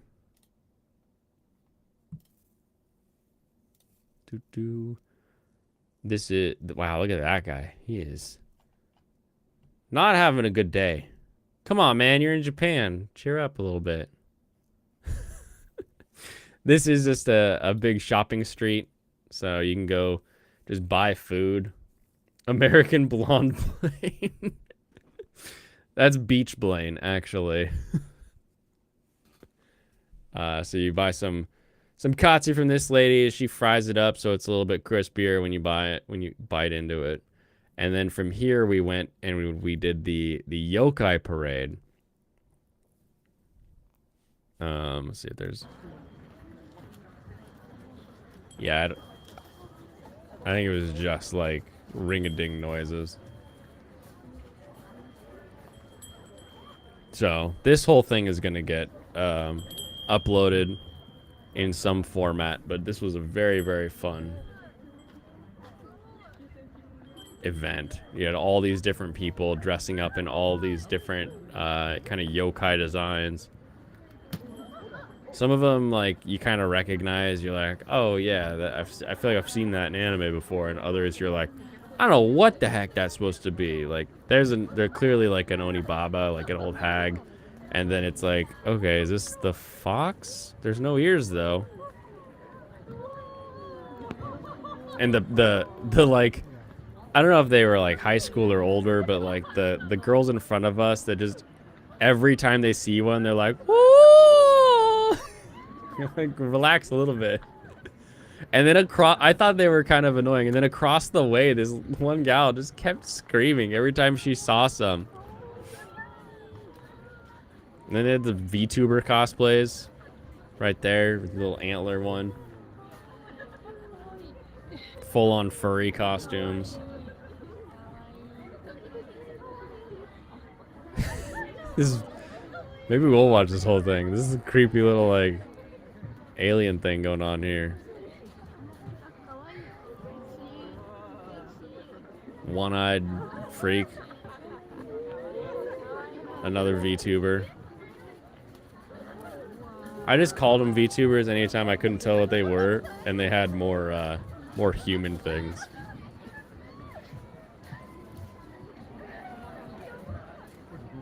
Maybe that's what you're supposed to do. They were the only one doing it. And other Japanese people were kind of looking at them. So maybe? Kakuino! Kakui! Oh, kawaii! Kawaii!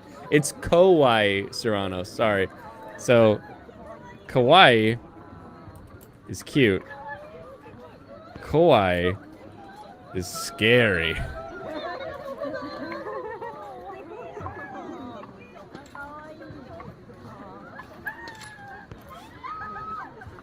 And now we're screeching. This was not the same wolf guy that I saw in Osaka, I think.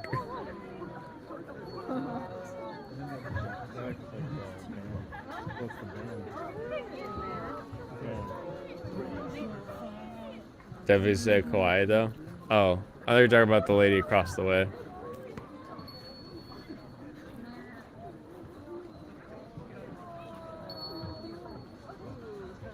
And then we got Sans wrapping it up. It's like the night parade from Nura. This is the Yokai Night Parade Festival. It is literally that fan site. It is an actual, you get to see yokai run around. And then when you're done with that, you go and you get your sake cups, and you go to any restaurant that has this little sake festival lantern in front of it, and you can get a deal on the food. And they have the yokai parade just going all through the town. So like this is all bright right now because we're in the covered shopping mall area, and they're just walking the entire parade all the way down it and back. There's that other one. Pretty good. Shoyu ramen. Pretty tasty. This one was fun. You get soda water and a lemon, and you make your own lemon soda. And then these are my 18 sakes from 18 breweries. They were pretty good. We took a picture of it and labeled all the ones that I really liked. At this same place, we were watching this on repeat. It is like a 5-minute Galaxy 999 where they meet up, and he's drinking like wine and she's drinking sake, and he's like, "What are you drinking there?" And she's like, "It's sake from Japan." And then they bond over sake. And then it goes into like a here's the cool stuff about sake. Kind of a fun area. Breakfast the next day, we went and got udon. This sign said, "Be careful, it's so spicy," and oh my gosh, it was spicy. So I got my udon and I was like, I'm American, I can put some spice in it, and I did. That was just pure chili oil, like just straight up chili paste oil. I put way too much in. It was delicious. I ate the whole thing. It was perfect. It was perfect. I got spicy for breakfast. It was great. Waifu and I got matching Jordans.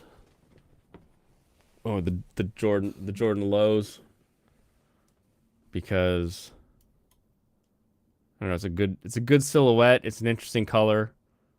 That elephant skin on the swoop. And they had both our size, so it's pretty easy. Rip my taste buds? No, it's the perfect decongestant, fan site. Spicy is the perfect decongestant, and I desperately needed a decongestant at the time. So then we head over to the kimono forest. Yeah, basically. You got it right. So the kimono forest is over by the Arashiyama bamboo forest, which is gorgeous. You should definitely go if you're in Kyoto. This is where we saw those puppies that were so cute. Big, fluffy, like Akitas and then Chow Chows.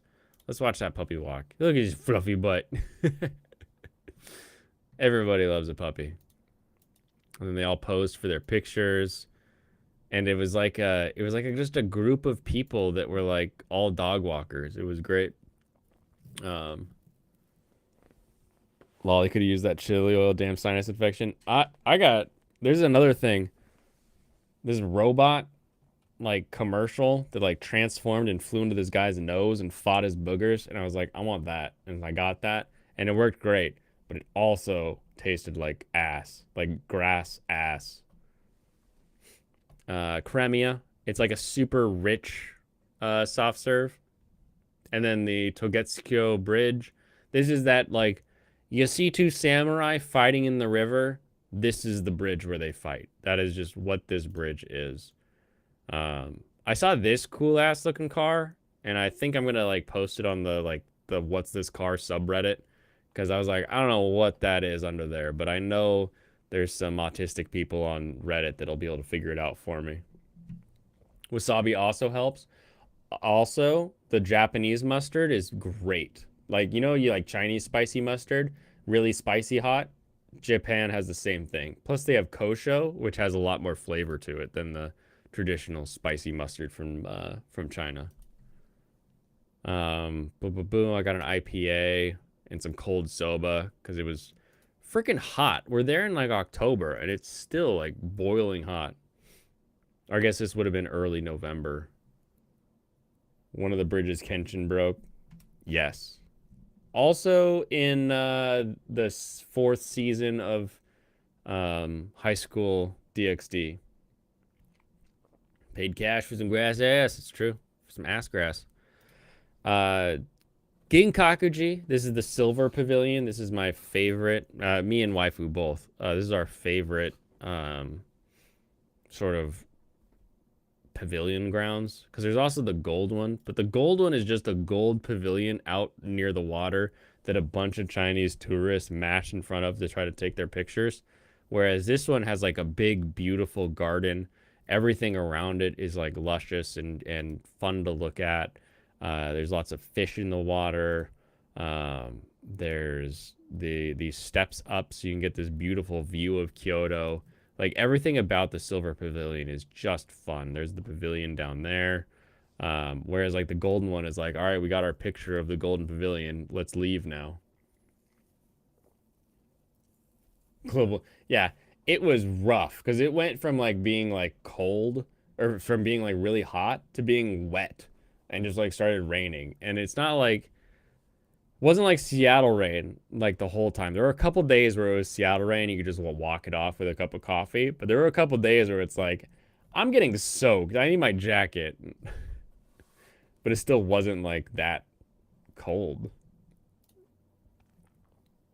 Your two favorite colors? Is it vermilion and green?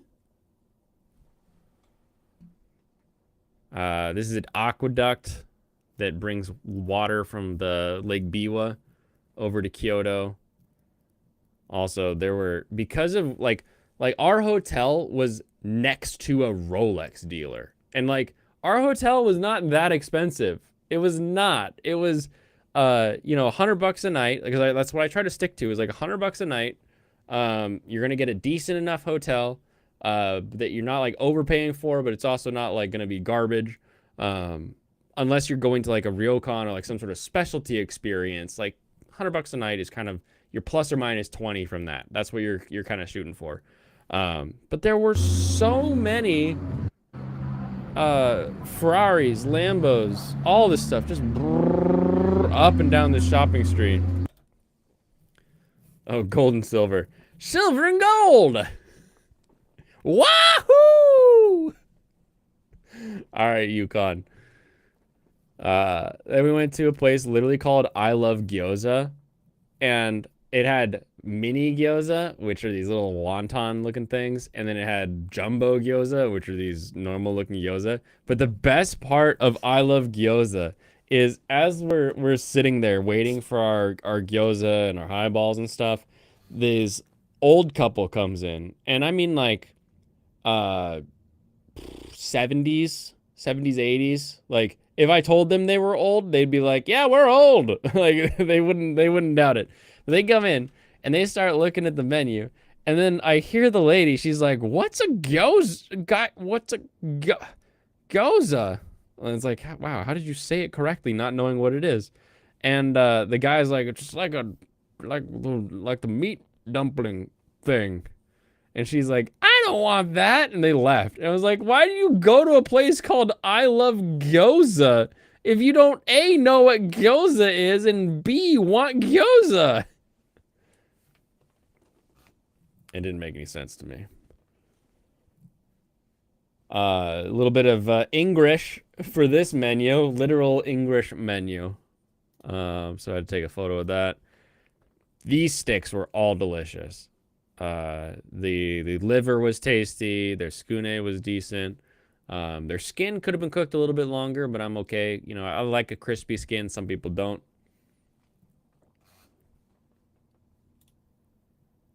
They didn't read the sign, but still figured out what gyoza was. Yeah, exactly.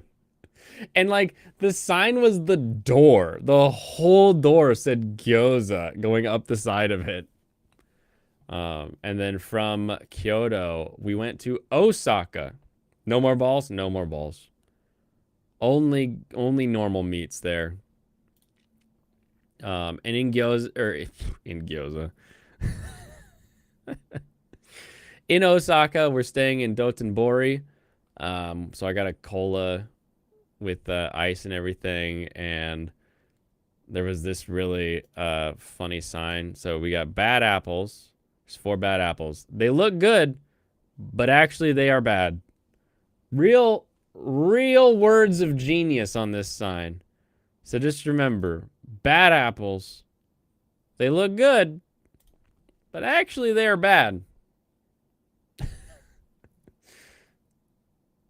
Virgin lean? You're talking, wait, you go this one? Where I'm like awkwardly sitting a little bit on the chair, on like, so if you see this, there's like a rail that's like felt behind the luggage. So I'm like kind of like squished in there. Oh.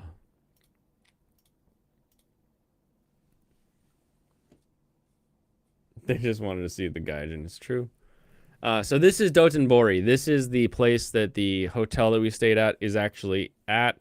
It's a Hotel Forza. I used to just go to APA hotels because they were really cheap and they were, again, really clean, decent, simple, no real amenities or anything to be said, but you had a place, a bed, and easy. Hotel Forzas are like the same price, but the room's twice as big for some reason. I have no idea how they do it or why they do it, but literally right in the middle of their downtown crazy shopping area.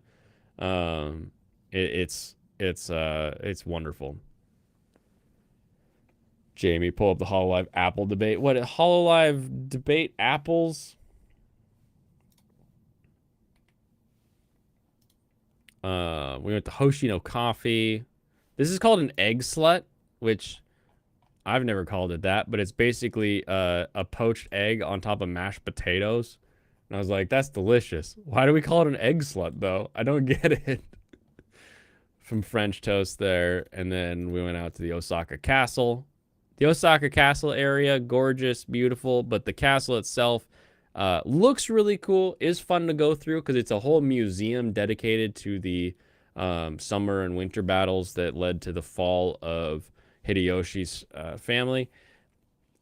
It's been burnt down so many times. Like, you literally learn about like the first and like second time it was burnt down, so that you know like this isn't like an original castle or anything. So if you go to Osaka, you're like, wow, look at that castle. I can't wait to see a real Japanese castle. Not a real Japanese castle.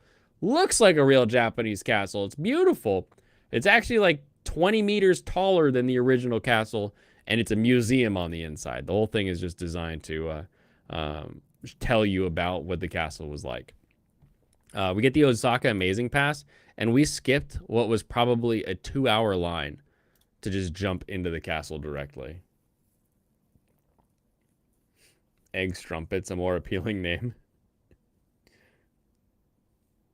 Japan stayed going on shopping trip and staying downtown mode when you live in suburbs.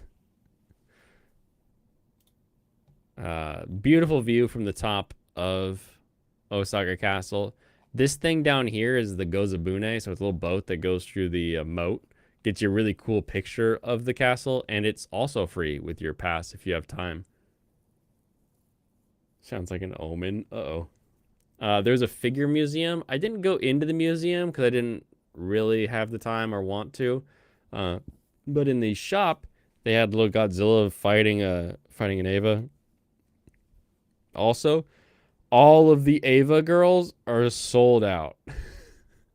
The 27,000 yen giant Eva, not sold out. But all of the Eva girls, everything except this one, this Reveltech back here, all sold out. And then this was ridiculous because we're at that museum and they had blind boxes of all these animals doing little prayers. And there was a red panda, and waifu was like, I want that red panda. And she spent 3 minutes, maybe more, but it felt like forever, grabbing and like shaking each of the little blind boxes. And then she grabs one. She's like, this is a red panda. Buys it. It was a freaking red panda. I don't know where she got x-ray vision. I don't know what's going on here, but she was like, this one's a red panda. And it was. I was totally ready to like have to console her or like buy all the other boxes so that we could find the red panda. But like, no, she knew, and she got the white girl magic red panda. Exactly. We got okonomiyaki. So this guy making the oko. Some pictures of him doing his deal. There's some yakisoba because every okonomiyaki place has yakisoba as well.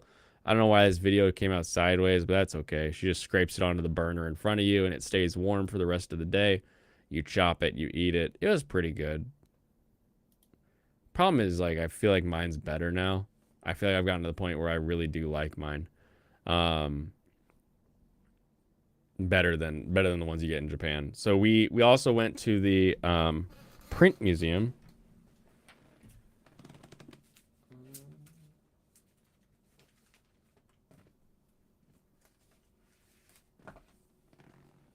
The Kamigata Ukiyo-e Museum. So these are like the postcard little things they give you with it.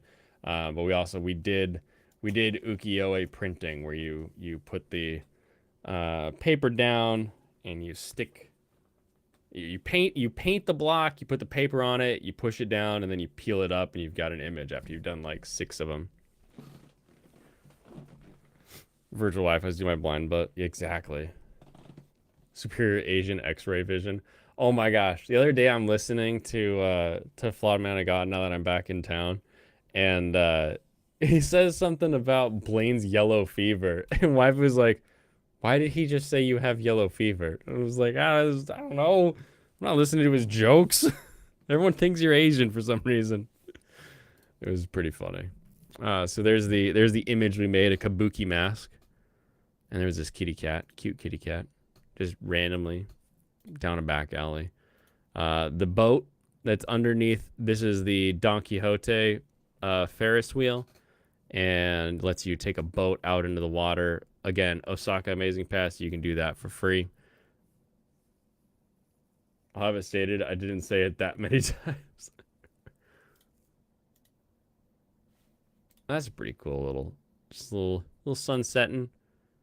These guys were diving for something. He looked cold and upset at whatever he was trying to do underneath the water.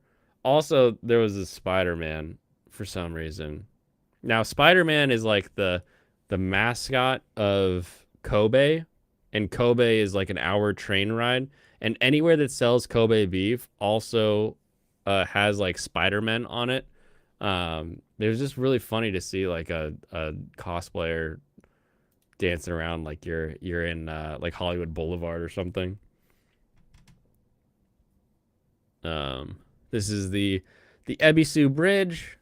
The fun thing with the Ebisu Bridge is all of the little railing pieces look like okonomiyaki paddles. Very exciting. We did a little can you find the thing while we were there. Japanese Spider-Man. He's a little different than the Italian Spider-Man, I know. So this place is a robata grill that is called Tanuki or something Tanuki. And basically robata is a charcoal grill. Guy stands in front of it. He has all the food that you're going to order in front of him. And when you order, he drops it on the grill and serves it to you on a big wooden like boat oar. Except, of course, the sashimi. You get sashimi. It's coming fresh from the back of the kitchen. And so he finishes a dish. He puts the plate on the big wooden stick. And then he brings it over, you grab it, and you eat it. Delicious, delicious food. He also doesn't say anything. So a couple times that night, we watched him hold the oar out for someone and just stand there waiting while they were like deep in conversation. And then they would finally like turn and see it, and they would be like, oh, sorry. Here we go. Hey, thanks for the sticker, Alex. It's a little pear doing curls, says keep it up. A reminder that I need to get my flabby ass back in the gym after this trip. Love this food. Love this food. It was all good. Charcoal grilled food, hard to beat it. This was like a fishtail with a shiso leaf on it. Shiso is one of those leaves that just makes something taste fresh. It's like cilantro in Spanish, different like I guess is it in Spanish or is it only Mexican cuisines? I'm gonna just say Mexican cuisine for right now, because I actually don't know if I've ever seen cilantro in a Spanish dish. Anyway, shiso is like cilantro for the Japanese. They put it on and everything tastes fresh. It's delicious. We got chicken meatballs, we got pork belly, and then a chicken thigh, little momo on there. Got a chunk of salmon grilled up, onigiri rice balls grilled up. Always, so good, so freaking good. And then we got the opai meal, which is 2 red bean soups with little floating mochi nipples in them. So really, really good and delicious there. And then next day, we got our little toast breakfast at this little coffee place. I say toast breakfast, but really it was like cheese and tomato sandwich. I got another Vienna coffee because I thought it was so funny when I got a Wiener coffee last time that I was like, hey, this place has Vienna coffee. I'll get it this time as well. And this moves us to the aquarium. The Osaka Kaiyukan Aquarium. That is one of the most fun aquarium layouts ever. You literally start at the top of the water where there's the Japanese water where these sea otters or these river otters are. And this lady doing little tricks with the river otters. and you then spiral down below the depths to the bottom of the ocean. So good. We're getting all that exercise, carrying Blaine to bed after his face mugs. Oh, we'll talk about her muscles later. The massive escalator. Yeah, you start on an escalator that takes you up like I don't know, 5 stories, 6 stories. It's all the way to the top, and then you spiral down.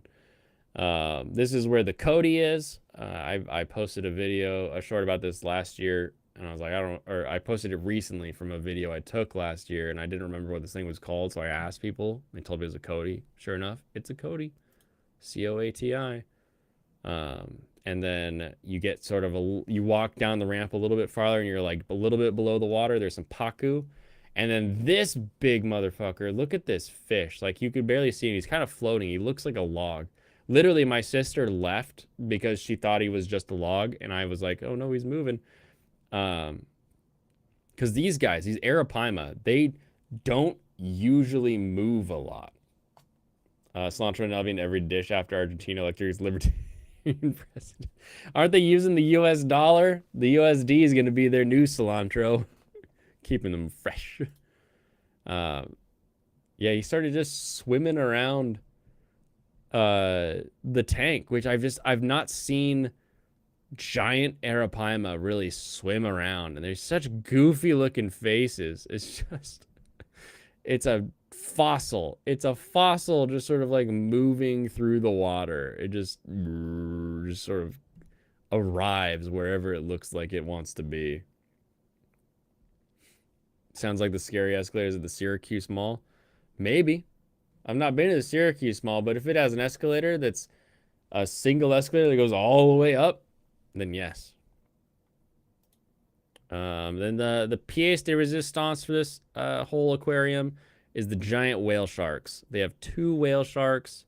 It's so cool to see them going around in circles. Oh, just amazing. Is it tasty, though? Probably not, given that it's still alive. Not like these squid, though. And then the sunfish, the great lofty meme sunfish. They still had them in there, all 2 of them. Like a rockfish and stuff. Eels, because I love Shimonetta. Reminds me a bit of a relicanth. It might actually be what it's based off of. Let's see. Relicanth looks a bit more like a grouper. But yeah, same idea. Big giant weird fish. All these little garden eels. These are the garden eels that when like Japan shut down for COVID, they had live streams of like you could join a webcam session so that the eels could still see people so that they wouldn't get spooked anytime they saw humans again. Pretty silly. Big ass crab.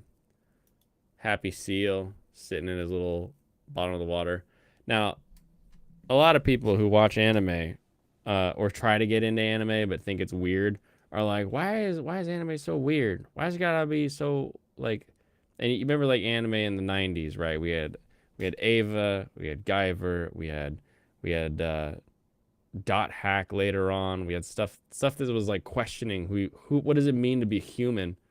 You wonder why they do that, because they have these kind of signs in the children's area of an aquarium. Who is yourself? Difference with the jellyfish. Lofty who likes Pluto. Is Pluto bad? Like, I think it looks cool. There were a lot of ads for it when I was all around Japan, but I didn't have my Netflix set up on my phone, so I couldn't watch it. So I was just watching, like, Crunchyroll, because I could VPN it.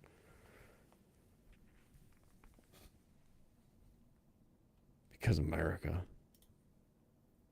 Also, this cup was funny. We'll talk about it. Okay. Ma'am came back.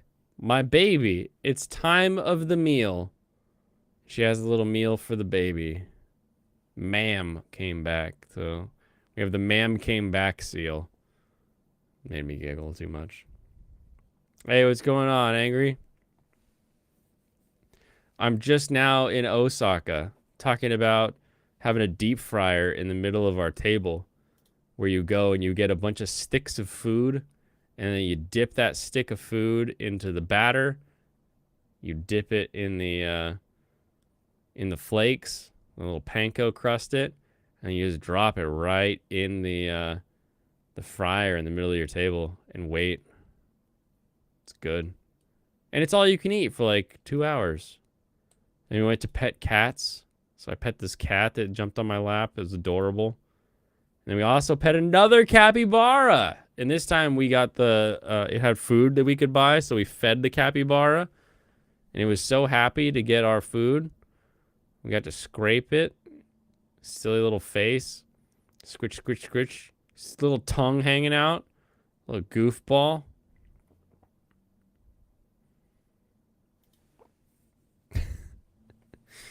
And then we went to Senkaku to the Billiken area. Coconut talking. Exactly. So Senkaku Tower. You can go up to the top. It always has a lot of Kinnikumen or ultimate muscle stuff. They have this Billiken that you rub its feet. He's the god of things as they ought to be. And it then has a bunch of Taisho era displays everywhere, which are kind of cool. So if you liked My Master Has No Tail, this is the tower from that series. This is also where I found Vosh's Pleasure Horse hoodie. Then walking from Senkaku back to Dotonbori, you get to their Ota Road or their Otaku Road, but they can't. They use the same character for R's and L's when they try to translate it into a Japanese thing. So when somebody told them to write Otaku Road or Ota Road, they wrote Ota Load. So now you have Otaku Load. Oh, it's good. Ah, it's funny. Watch out. It was sticky everywhere. One interesting thing was just the sheer number of maids. So even in Akihabara, you also have maids that stand on the side of the road and hand out flyers or tell you to go to their maid cafe. I've never seen this many all next to each other, and I'm in Osaka. Like there's 1, 2, 3, 4, 5. There's more over there, 3 more over there. There's 2 passing me by. There's another one on the right. There's like they're everywhere. Look at all how many actual maid cafes Canadian are in Denden Town? How many? How many Ota loads are is the maid scene down there? It's just fascinating. Like there's more maids on this one strip of street than are in all of Akihabara walking around handing out their flyers. Not enough. Here is a rare glimpse. Not to dox him fully. There's our angry Canadian right there. We ate pork at a Korean place and just kept eating pork. It was so good. Oh, we had lots of sake as well. So we enjoyed our second meal together. So I had 2 meals with Angry while I was in Japan. And then we saw an 8.6. Soon as we exited, it goes roaring by. And it's so clean. Beautiful. This chick getting all up in my way to block my view of the 8.6. Forearm docks.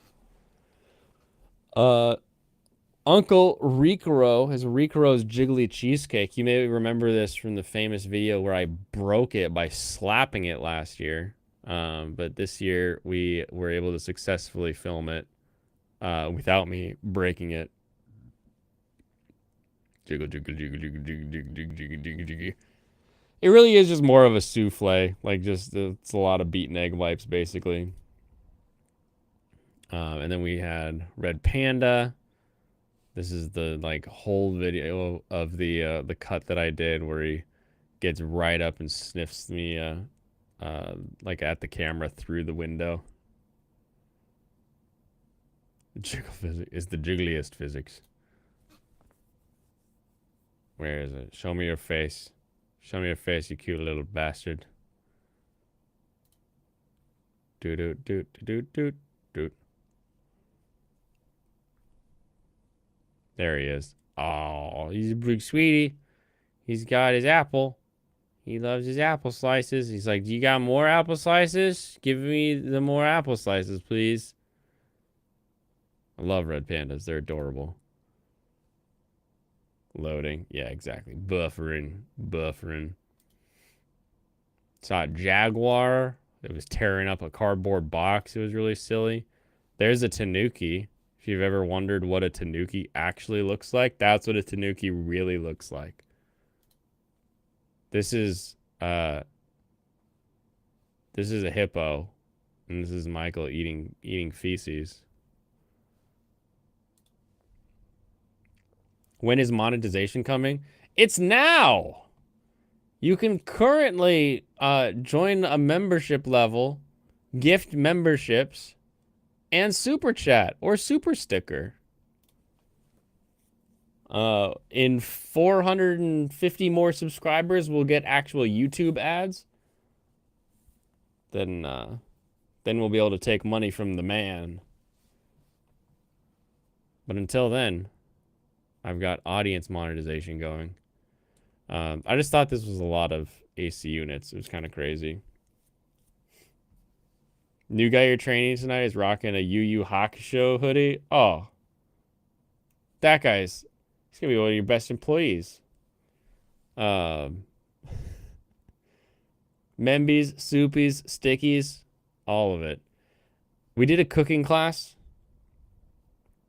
They serve you ads without paying you, but now they'll pay me with, if we get more subs around here. We made bento. So we did fried shrimp. We did a rice ball. We did a rice ball that we covered with umeboshi. We did a seared piece of salmon. We did tamagoyaki and mushrooms with squash, but it was actually pumpkin, like kabocha pumpkin, and then a beef with ginger. This was my design. So that last one was waifu's. This one was mine. I put the eggs down the middle to sort of divide my rice balls and fish from the rest of the little meal cups. Very fun to do. And then waifu and I, this is a big special. So this trip was also our 10th anniversary. So we went to this place called Ring Ram, and we actually we made our own rings. Hold on, focus in here. Freaking out. Come on, you're almost there.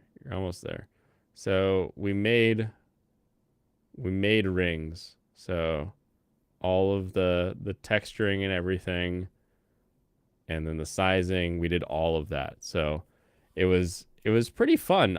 The way they did it, I think anyone could do it, even if you didn't speak any Japanese, because she was like surprised every time we spoke some Japanese. But like simple things like this, like she's like, oh, do you want to do the torching? And like, I've done some welding in my time, but really I just like held the torch while she moved it where it needed to be. But then we got, like, this is how we were sizing the ring, like straightening it out. It's actually getting it fully round. You're using this little hammer and just keep hitting it until it keeps falling down and keeps stretching out. And then once you've got it stretched out to the first line, we hit it with the hammer to give it the cross hatching. So you go one way, then you turn your hammer and you go the other way, and you get that sort of back and forth design. And it was a ton of fun actually to put it together. Then we got them engraved on the inside with our 2013 and then 2023. So really fun. Also, so you see this right here, this little carabiner thing. This is attached to my Passmo. So you grab your Passmo, you pull it, you beep it, and then that little thing is sort of a retracting, like zippy line. I guess. Hold on.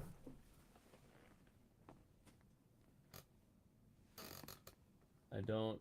I guess I don't. I guess I don't have one that I can like grab real quick to show you. Anyway, I got an Evangelion one. I got a Nerve one when I was on Mount Fuji. I don't know, 5 years ago.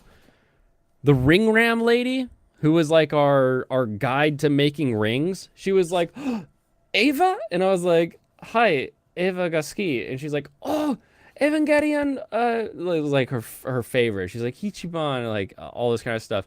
And the lady that like helped us make our rings cosplays as Asuka. I was like, oh my gosh, this is hilarious.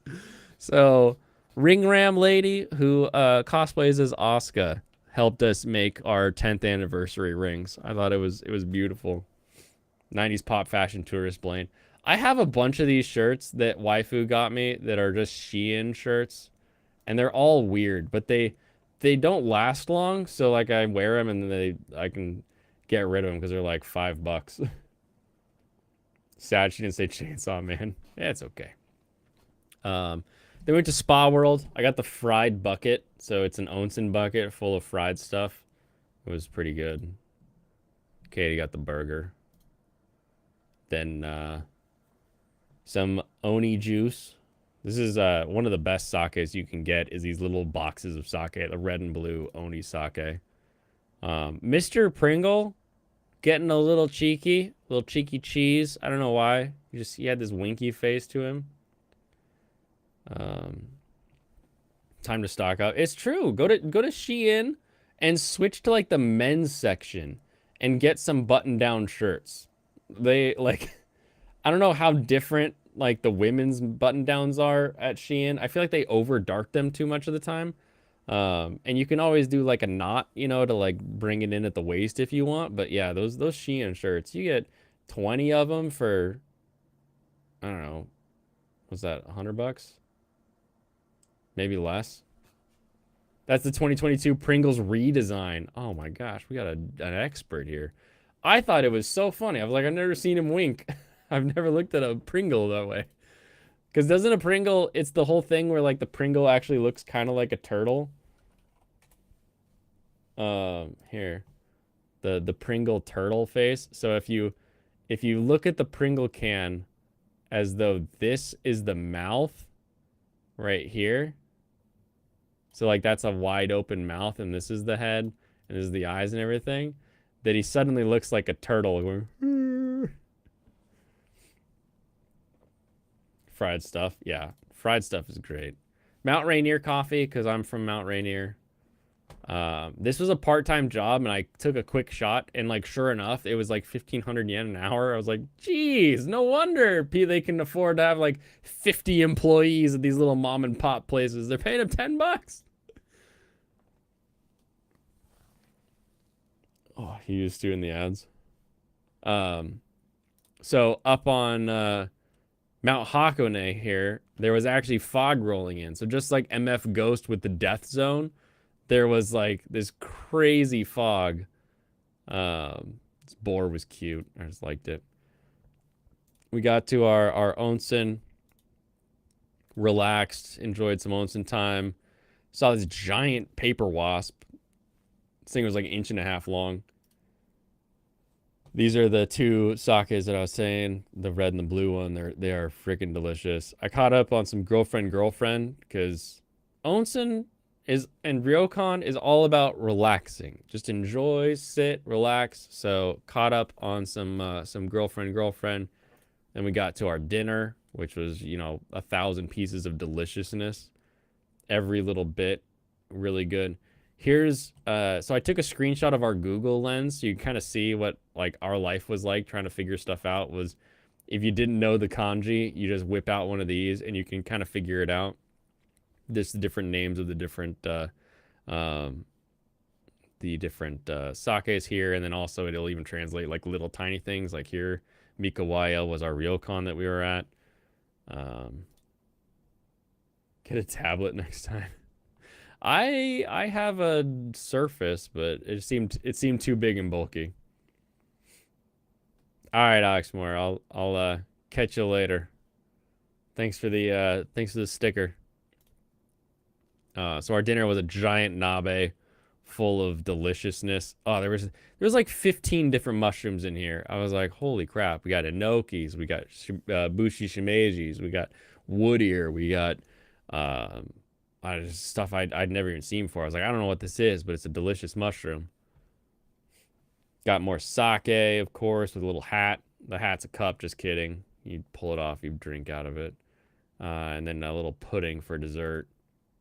I was walking around in socks because these shoes fit me lengthwise, but there's so much room above the foot that like I slip out of them. So usually I don't wear them because it's just such a pain to like try not or like go upstairs and like not die. And they caught me and they gave them to me. So waifu was like, "Nah, I have to take a picture of you in those stupid shoes." So she did. There's your blackmail, everybody. A good chunk of our ryokan was under construction, so I took a shot of this bath that was being rebuilt. This is what it's supposed to look like. It's a traditional Meiji bath, and of course everyone loves Meiji because that's Kenshin. So there's the other side there. A bunch of these beautiful, just these little advertisements for stuff. I had no idea what any of this was. I didn't run any of it through the translator. It just looked really cool. Probably run it through the translator yet later. So here's the full view panoramic from our room. And then breakfast, as all good Japanese breakfasts, started with a fish over a grill and an egg, some yogurt, bunch of other goodies, and then some boiling dancing tofu that was slowly getting up to temp there. Friggin' delicious. This was the sign in the public bathroom, and my sister almost died. Because we've seen this one, the like, don't stand on toilet. We'd seen that one everywhere. Have you ever thought about fishing in a toilet? When? And like, not even like, oh, it was near the bathrooms. They didn't want you to do this. This thing right down to the bottom here, that's the back of the toilet tank. Like... And also no shoplifting of their toilet paper. But, like, no fishing. Okay, everybody? Don't grab poop out of the toilet is what that means. No, don't fish for turds down there. So then we went up. Oh, this should be... Will this have the sound? So this is the crater on Mount Hakone, where you can see all of the sulfur pouring out, all the yellow from the sulfur everywhere. And they boil those eggs. Those eggs turn black, and they're famous for the black eggs. Volcanic gas warning everywhere. It smells like sulfur, which, I don't know, you've all smelled sulfur. It's not great, but the eggs are tasty. So you get 4 eggs for 500 yen, I think. So you crack them. They black shell. They're clear on the inside because they're just boiled in like a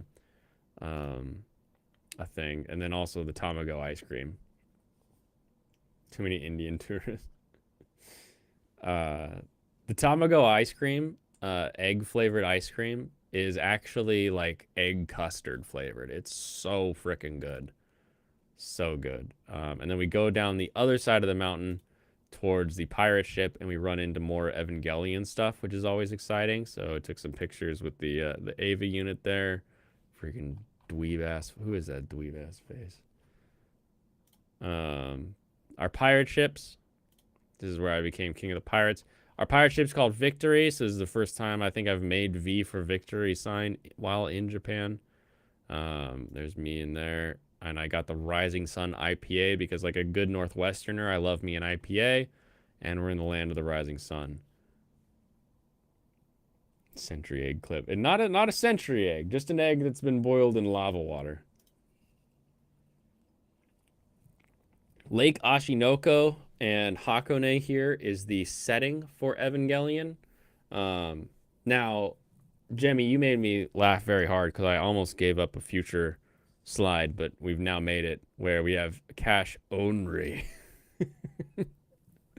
And immediately after we did something, you were like, it only made us stronger. They also write onry. Covers. This restaurant we went to, freaking adorable cat. This little tiny cat, little ear bit out. We walk it, so it's like it's karaage, so it's like chicken stuff, right? I was like, oh, that sounds really good. I love fried chickens.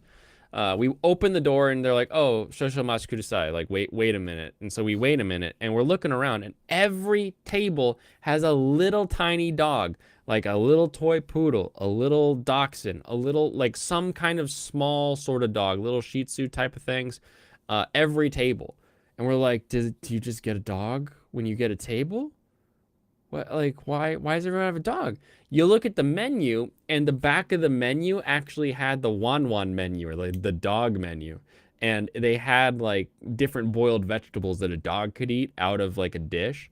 And so it was very dog friendly. And the back door was just wide open, and this cat just walked in. And it's a thick cat. Like, you know, you pet a cat and like you can't really push it over. It's like actually kind of strong. You're like, wow, you're a strong little kitty. It was a definite street cat. I thought it was adorable. It was cute. Its name was Yuna, I think. Yona? Whatever means night. Yuda? And then this is the shrine here. This thing had a crazy line leading up to it. You almost can't see it here, but you had to go way over that way and then line up to take your photo.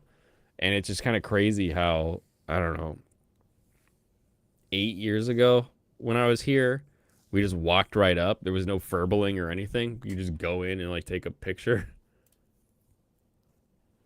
Tiny truck selling little potatoes. This golf. I love cars sometimes. Yoru? Yes. Yoru. Thank you, Megalo. I can always trust you to know Japanese better than me. Yes, the cat's name was Yoru. From Hakone Station, there's this little sign. It's like, go this way.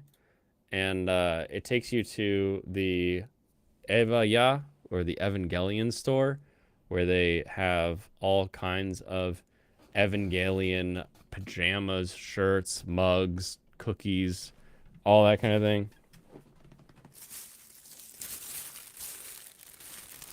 So opening, actually for the first time ever being open, and Megalo will know, this is the tape they put on your bag. So anytime you buy something and they put it in a bag, they then tape it up so that you like don't shoplift, I guess. It's very, very funny to me that they always do that. You can kind of tell if someone's like been into a bag or not, if it's been like the tape has been torn or cut in any way. So let's move the figures over.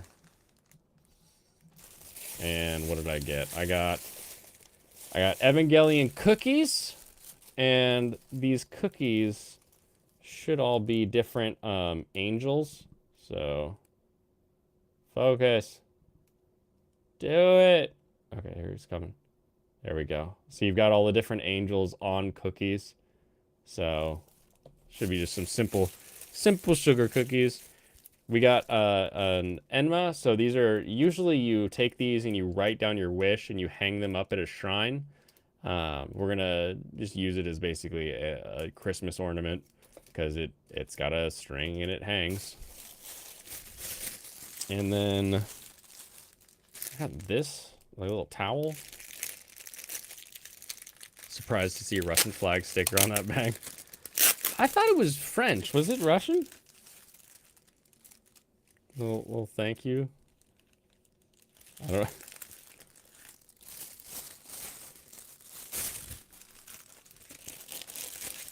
know. So it's one of those like kind of head towel wrap things. It's got the Nerve logo on it, Studio Kara down in the corner, and it looks very like kind of like the Karate Kid design overall.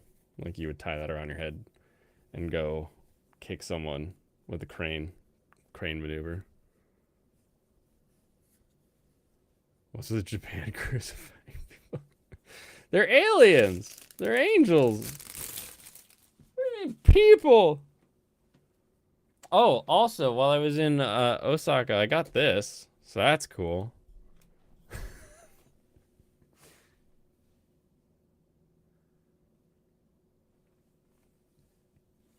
All right, let's go back to... More Ava store stuff. This is the coaster we got with our Evangelion. We got like a hot yuzu drink because waifu loves yuzu. If it's yuzu, waifu's got to try it. So she got the hot yuzu drink, and I got the Ava with the towel on its head. Really adorable, really cute. This spoon just keeps going. It's like, why is the spoon so long? It's like they just didn't stop forging it. They were like, no, we got to keep hammering out this spoon here. But this Italian place was amazing. And the way I knew this Italian place was going to be tasty is because when I walked in and I peeked into the kitchen, I saw Ginger in the kitchen. And I was like, ain't no way a Ginger's going to let him have bad Italian food around here. And it was delicious. The calamari, the burrata, the different meats that they had. They had like a fried cheese as well. The pizza was delicious, like normal good pizza. The pasta, did this have mentaiko in it? I think we got a pasta that had some mentaiko in it, so it had a little bit of spiciness. It was pretty good. Pretty good overall. So I'd recommend. This is in Shibuya, and it's called Italian place that I googled before we found it. Anyway, another cool car. Always taking pictures of the cool car. Canadian, if you're still here, Angry Canadian, we made it to the church. So originally we were gonna go to the church that night that we were hanging out with Angry Canadian in Shibuya, but it was packed, and also we had already been drinking for a while, and so we went this night when we first got back to Shibuya. And so you've got a sister out front that takes your cover charge, and then she gives you a ticket, so you get a free drink with your cover charge, which is like 1,000 yen. So you're basically getting a drink for $7 to get in. And then we went in, and it was frickin' bumping. Just. And there were nuns making drinks at the bar.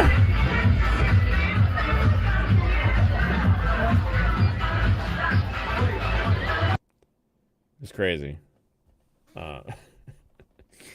And the next day we did Yokohama, and Yokohama means cup noodle factory. Yokohama, that's the guy that made cup noodles. That's me and a bunch of inventors, because we cool like that. Big cup noodle statue. This thing was kind of fascinating. This lights would just move around with all these trees, and it projected like you were moving through the trees with some music and words and stuff. It was like, huh, seems so simple, but like overly complicated when you could literally just have it be on a projector. This is the shack that he originally invented cup noodles in, or not cup noodles, but the ramen. Making Christianity clear, making EDM lame. Oh man. Also in Yokohama, they had a Porsche meetup, which was crazy. So there's all these Porsches, all kinds of years, all kinds of models. Just hilarious to just stumble across what I normally only see in like Redmond. You know, like you can see stuff like this, but you've got to usually like seek it out. Turning the corner and being like, wow, there's a lot of Porsche over there. Quite hilarious. And not only that, your boy Kong Ming truck that opens up to a stage is a real thing. They weren't being like, oh, we've made this cool idea for our anime. They actually have mobile stage trucks, which could use better shocks or some sort of way to lock the shocks, because when the team was like dancing, it really started rocking. So when the stage is a rocking, somebody coming knocking, I think, is the idea there. Some of the 940s that nobody really likes, but people are like, I like this one. It's like, because you can't afford the other Porsche. Is that why? Tiny trucks across the way serving food. GT3 over there. And then we're finally at. Oh, and you had all of these women standing right outside of the truck, and you had all these dudes hanging out by the Porsches. It was fantastic. Really, it was exactly what you'd expect the gender divide to be. Oh, here we go.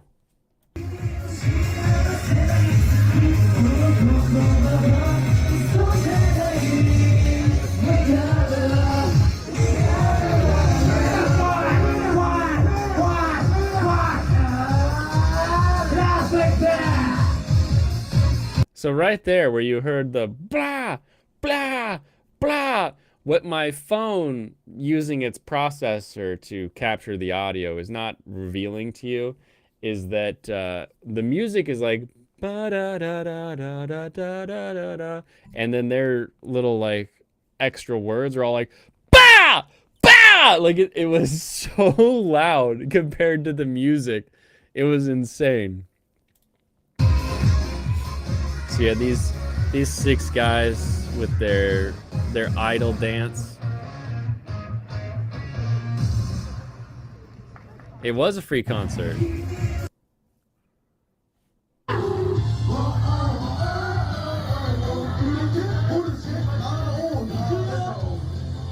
Also, I'm like pretty sure that the lyrics were also being like piped through the speakers because they were like not quite singing very loudly. But yeah, it was pretty fun. See if the truck bounces at all here.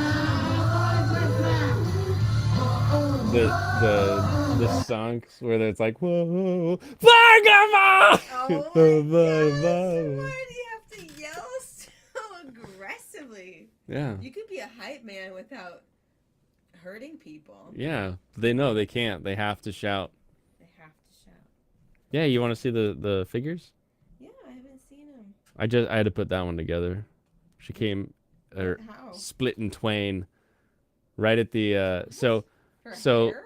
the Her front. no below Separate. the pants, like the top of her bikini comes up a little farther and the torso actually like goes down into it, so you can't it's quite just her tell. upper body and her lower body were detached. Yeah, That's strange. For what purpose? you see, you got a tiki amiibo. I didn't. A what amiibo? I didn't get a tiki amiibo. This is actually this is for someone who decided not to show up today. So we'll talk about that later, I guess. It's like playing dolls. Playing dolls. Yes, that's what I'm doing. When he finally got the dolls he always wanted. I got the dolls. So then back at the Cup Noodles Museum, we finally had our opportunity to make our cup noodles because you had to get like a time slot to go get it. So they give you a cup. They tell you draw from here to here, and here's a bunch of markers. So I doodled all over it. This is my cup noodles. So I put my silly glasses face on the one side, put a bunch of blue lines on it, drew a tiny truck on the back hauling noodles quickly, and gotta eat them fast. So we'll probably have these this week. But yeah, you also get to pick Bunghole's Christmas.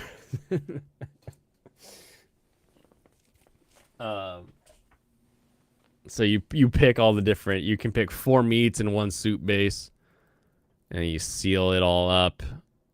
And they give it to you. There's an alpha. Now we're in Chinatown. Chinatown, we got dim sum. All you can eat dim sum for 2,400 yen. That's like $18. Less than $20. All you can eat dim sum. And I ate so much dim sum. Oh, it was good. And outside of one of the places in Chinatown had this, I'm sure you're all familiar with kendama. And so it had a 5-ball kendama. And I got it. And then I looked around. I was like, oh, yatta! And like everyone was like, whoa, and like clapped. But then waifu comes out and she's like, oh, did you get? I was like, I got it. And she's like, oh, did you film it? I was like, no. So she started filming me. So I missed the first one.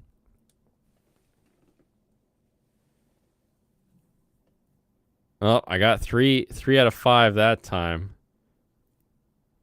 And then, is this where I finally get it?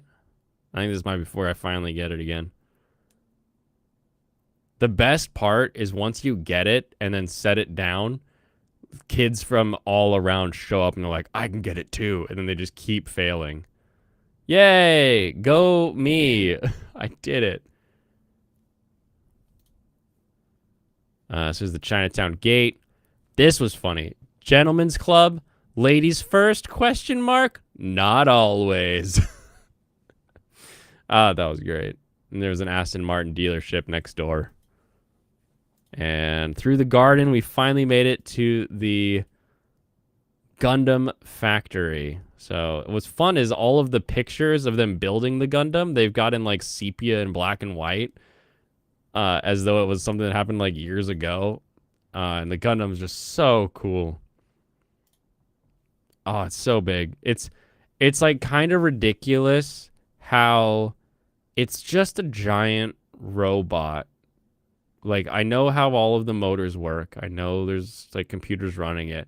But when the Gundam starts moving and the music's playing and everything's happening, you're like, oh my gosh, it is my childhood up there.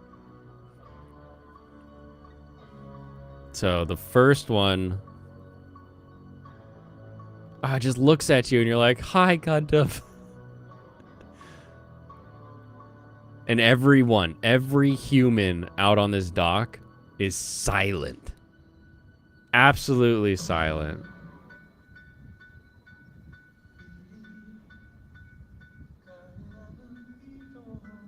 What else do I have?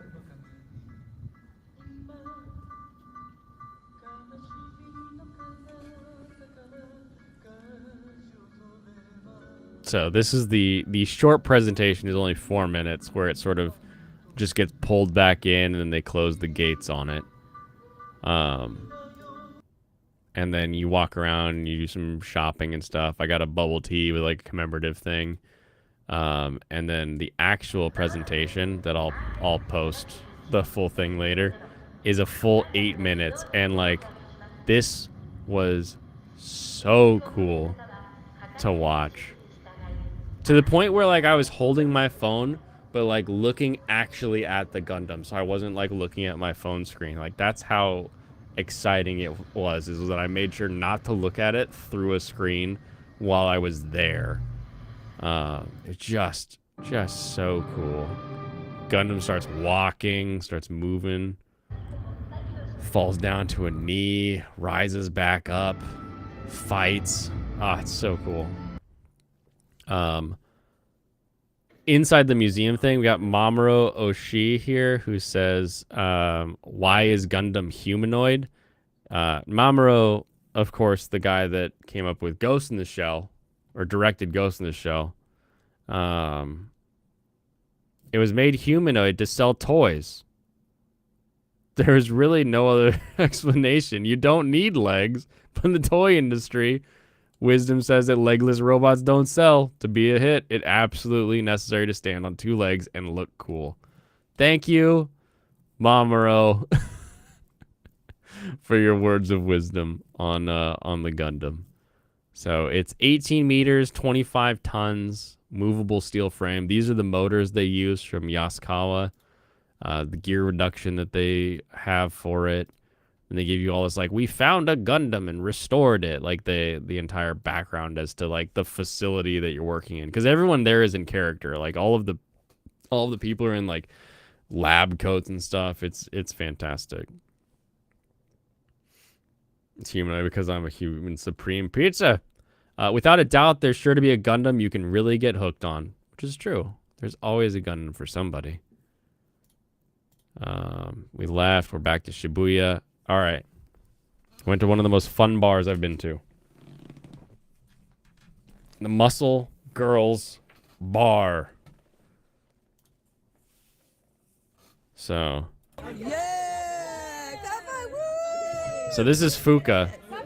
Fuka is about 4 feet tall, but also like 2.5 feet wide. Like when you have this little Asian girl who can like flex out her traps, you're like, holy hell. So they all start out with their pump covers on, and then it's like this big thing when they all take their pump cover off and like they're just wearing like sports bras and workout pants. And then you get this thing called grapefruit smash, where they put on gloves and grab a grapefruit and smash it with their biceps.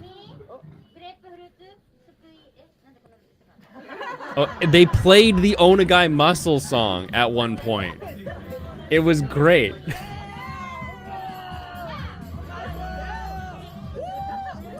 Why is this one so dark?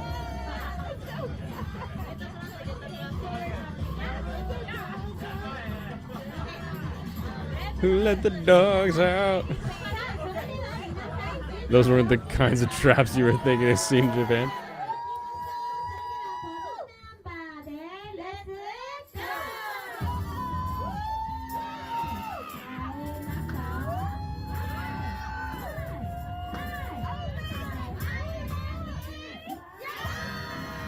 And they, like, I got grapefruit juice on my glasses.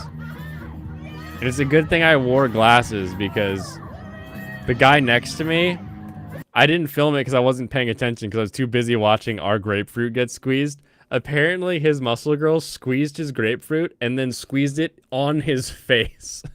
Because you basically, every group has like a muscle girl. So there was like a muscle girl for the first 2 people, then the guy next to me had a muscle girl, and then the 3 of us had a muscle girl. And when you want to show your muscle girl you appreciate her, you buy muscle girl dollars, which really felt a little strange given that they're like American ones, but they've written like Kanikus, like muscle girls on it. And you give them these as tips. So you buy these from the establishment for like 1,000 yen gets you 10 of them, and then you put them in the sports bra of the muscle girls that you like, or you use them to do special things. So you can you get a photo with a muscle girl, or you get more photos with a muscle girl, or there's an entire list of things you can only get if you're female. So you can get like the muscle girls to like smash you with their butts, to do push-ups so that their boobs hit your face. Is this a video that'll play, or is this? Oh, and then this thing. So there's this chest press machine in the back where if you do 55 reps, you get 10 free muscle girl dollars. So it's only, I think it's 100 kilos, which is 45 pounds as a guy, or 60 kilos for a girl, which is like 30 pounds maybe. So both waifu and my sister went and did 55 reps, no problem, because they work out pretty consistently. So it's not like that big of a deal. The guy next to me failed at 54. 54 out of 55. You can't press one more time to impress the muscle girls? And then the guy at the far end of the bar from us, he was able to do his 55. My job, however, was this place was 5,000 yen a person for an hour. Unlimited drinks. And the drinks were huge. And my sister and waifu were not drinking. They drank the grape juice. They drank because you got your first drink, those giant mugs you saw. You got your first drink and you drank them. They were having too much fun doing the muscle girl stuff to worry about like drinking more drinks. So I sat there and I just kept drinking. I lifted that mug more than any set of curls I've ever done in my life. I drank so much that our entire group made it worthwhile.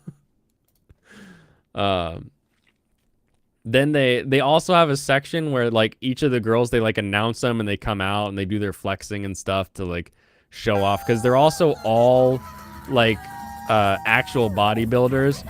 And Fuka, our muscle girl there, was way obviously the best. Like, there was one other girl that might have been stronger because she was taller and had like just a bigger frame to put muscle on. But like when it comes to like skeleton to muscle, our muscle girl had the biggest biceps, the actual, like she could push out the lats, like actually had some strength on her. Because look at this next girl that comes out.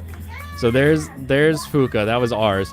Look at this little tiny thing. Like, sure, maybe she's lean and all, but like that is a normal tiny Japanese girl. This girl, also strong, but more of that like ballet strength. Doesn't really have like a big like beef to her at all. So I was like, come on. And then this one, this is the one that's probably stronger than Fuka, but you know, because she's got larger shoulders and is a little bit taller, you know, doesn't really look like she's put on more weight than that. But yeah, this was the number 2, I would say, when it comes to overall strength. Until she lifts a Honda. Hondas can be small.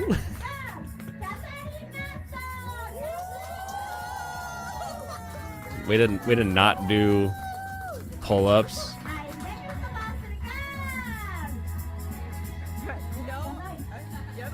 And then they explained, I think, the muscle girl dollars. There's my not a bicep. There I am. I paid for photos with the muscle girl, so we did a bunch of poses. She died laughing because she thought it was so funny. And then this is one of the girls at the bar getting one of the girl only menu. Oh, did I only catch the last second of it? So they were just butt bumping her for like, I don't know, 30 seconds or so.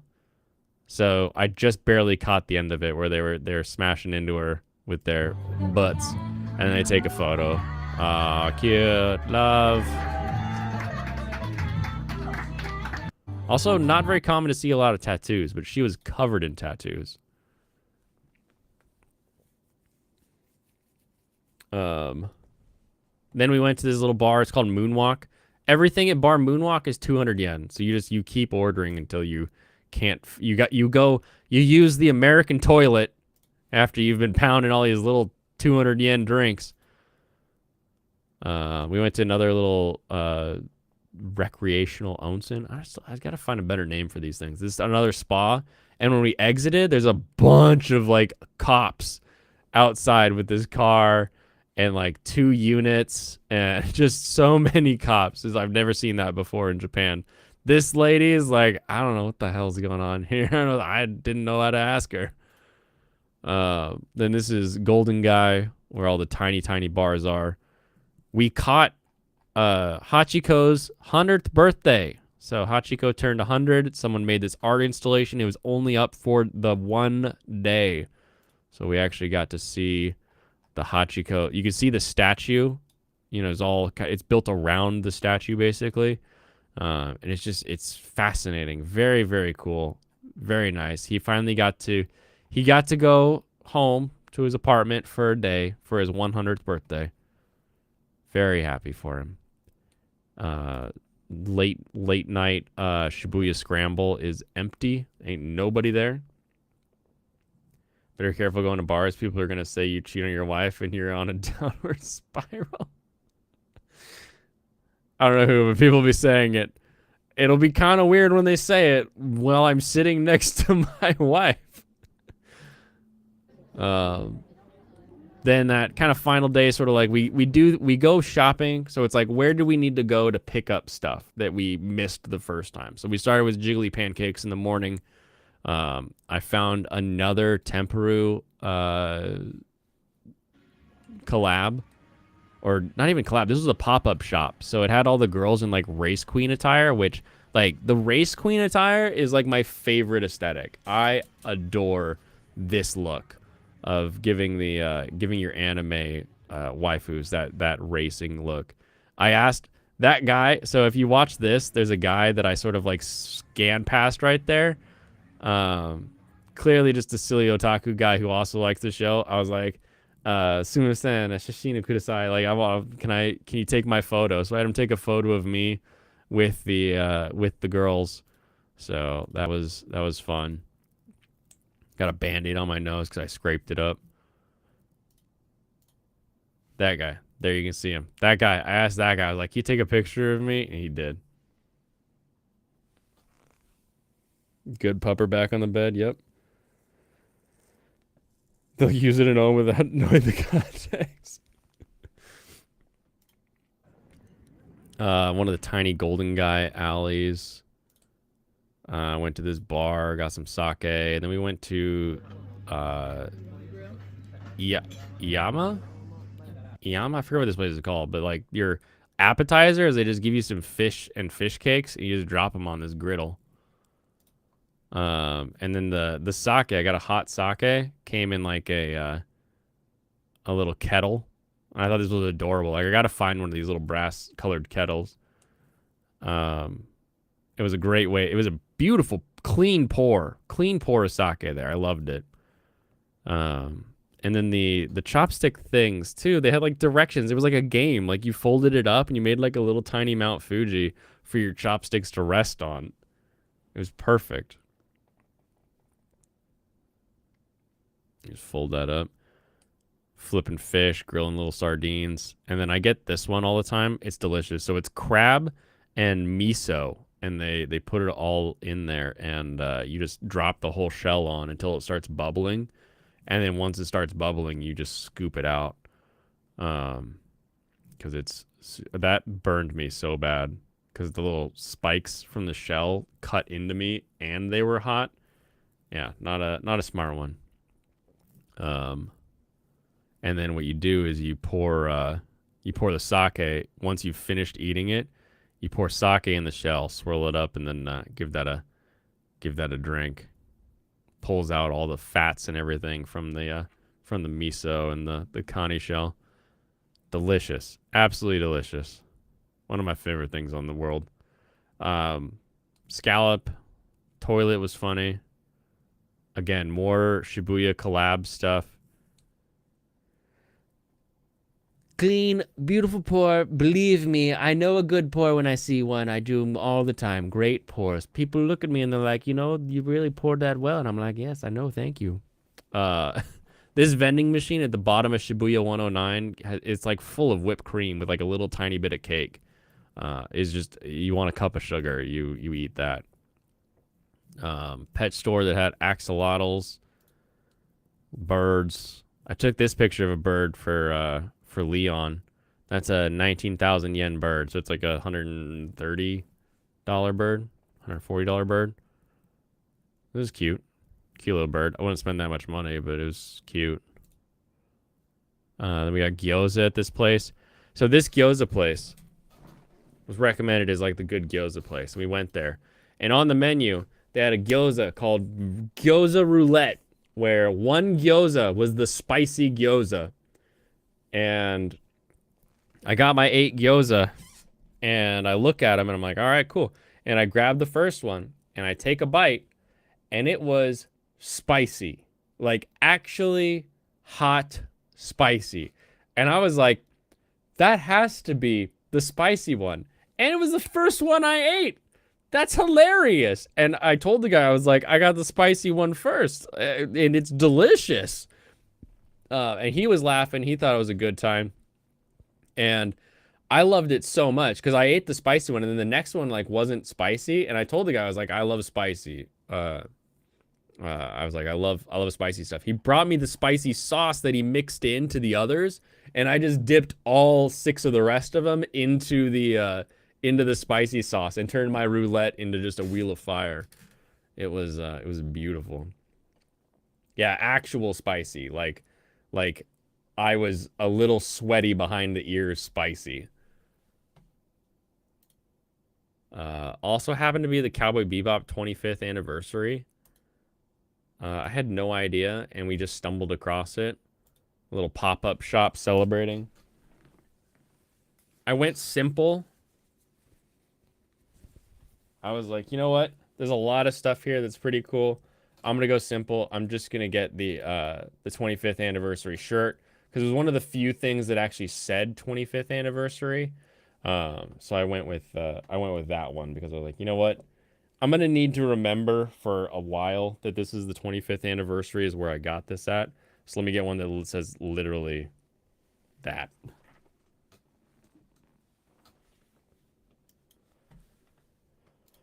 Beautiful Cowboy Bebop stuff. There's an awesome book coming out to commemorate it. I think they had it there. The book of Cowboy Bebop official design works. Was this the one, or was there a different book that's coming out? Because this thing was like, it had a crazy display. I don't think I saw anywhere you could actually buy it. It was just there with like all this artwork and everything. As commemoratives. Then we did Made Dreamin'. I recommend Made Dreamin'. I recommend Made Dreamin' that's not in Akihabara because you get a less packed Made Dreamin'. Because in Akihabara, there's like, I don't know, 10 Made Dreamin', and they're like, some of them are closets, other are bigger. But if you go to a Made Dreamin' in Shibuya or Osaka or like anywhere else, they're usually a little bit larger. They have an actual stage like in the middle of the room for the dance. And you can actually see it. Now, once again, we open the door and Karin, the maid, one of the maids, says, "Eva?" And I'm like, "Yeah." She's like, she's going to say like, "Oh, I really like Evangelion." But then she starts talking so fast. She's I can listen to Japanese. I'm not going to be able to replay what happened, but she was like, "I really like Evangelion. It's one of my favorite," blah, blah, blah, blah. And she literally went blah, blah, blah, blah, because she was speaking so fast that she started tripping over her words about how much she loves Evangelion. So we got to watch a idol performance from clearly the like, I'm the idol performer #1. And then Karin is back here on the right. Karin was our maid. I'm gonna, just in case, keep this low. So they have their dance. They're all coordinated.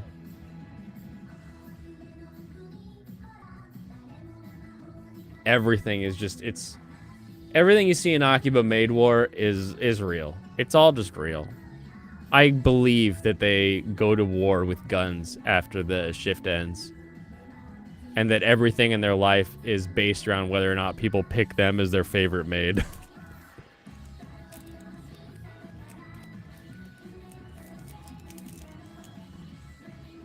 I played a Batsu game while I was there. Which I ended up winning a picture of a maid. So I got a picture of Karin. The maid that's in the middle is Lilito. Her Twitter is Lilito_MD. If anyone wants to follow a maid. _MD.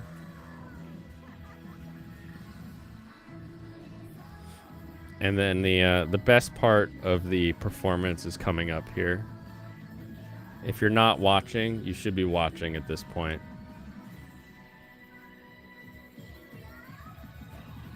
Glow stick cracked on the stage, now doing a dance twirls with it.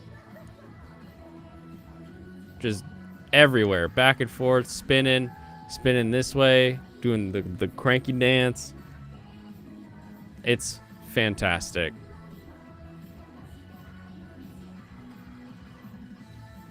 That's a good ass makeup.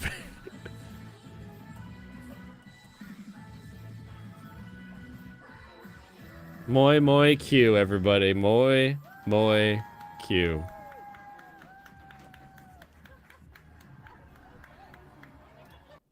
So that was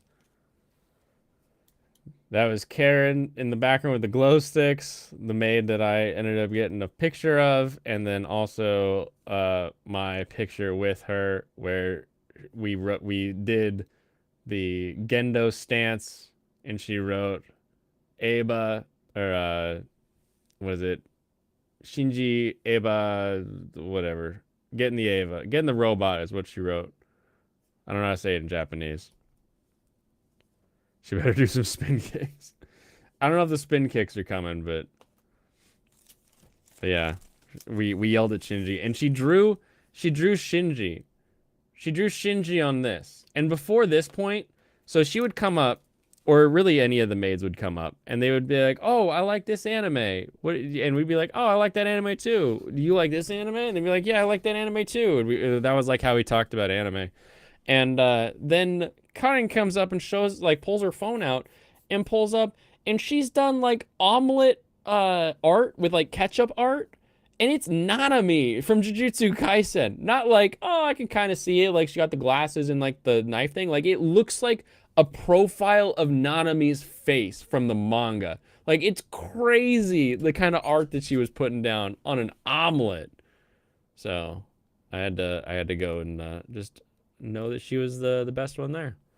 And after that, we went and looked at the scramble, which everybody I think has seen the scramble from all the sides. And I looked down on them. It's like a minute of them walking, and then the cars start going. Put a little escape corner thing on the wall in there because there were paint pens to do so. We had one more kind of under the train tracks meal that was really tasty. Oh, this is funny. You learn from the manga. It's true. It's true. You do learn from the manga. Whenever you leave a hotel in Japan and you're not going to leave the city yet, like let's say you check out at 10 and your flight is not until 5 p.m. Or you check out at 10 a.m. and you're not going to get on a train until 3. You can always ask your hotel to hold your luggage. When you arrive, you can say, "Can you hold my luggage?" When you leave, you can say, "Can you hold my luggage?" They always put it in the corner and throw a ghillie net over it. They're like, "Oh, I know. We'll just keep... just in case there's an air raid from America, we'll keep your luggage safe." I every time I see this net over all the luggage, I giggle a little bit to myself, like, "Ah, yes. Good, nice job with the camouflage." Always, always, always making me giggle. Okay. Tactical luggage holding. Time for tactical stuff showing. These pliers don't look like much to most people because they are, they're pliers. Like, who cares? But, like, I have been looking for a pair of lineman pliers that were, like, the size of my hand for a very long time. Most of the time, these are, like, a 10-inch pair of pliers. Finally got a pair of lineman pliers that are tiny. Do you have a better idea? I don't have a better idea, and I'm glad that the current idea makes me laugh. That's what I'm going to say there.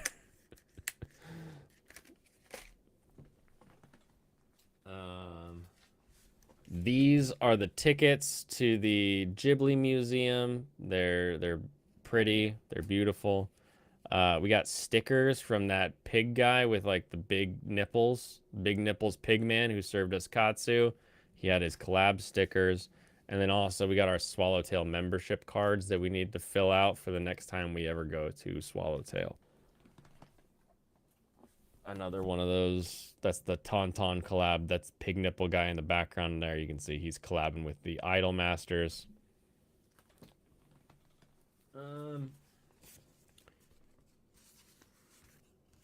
Does anybody else watch Meow Meow Japanese History? Is that just like me and waifu? Might just be me and waifu. So we're in Kyoto, walking down the Philosopher's Path. So this goes from the Silver Pavilion to the Nanzenji, where that where the not Roman aqueduct was. And the path looks like this. And this postcard we got because we saw a sign that said ukiyo-e, and we're like, oh, we love ukiyo-e. And we went in, and if you ever do this in Japan, be okay with walking away and saying thank you. Because sometimes you'll see a sign that says like, oh, this is something I'm super interested in. Neko Neko Nihon, what? Oh, yeah, Japanese history. Funny. Glad you know it. I'm a fan. So we saw an ukiyo-e shop being pointed to. We walked to it, and it's just this old lady and this really old lady. So the one lady, really not that old. She's maybe in like her late 50s. But the other lady was like in her early hundreds. Like she was, like whenever she would speak, I'm like, I don't understand a word you're saying, lady.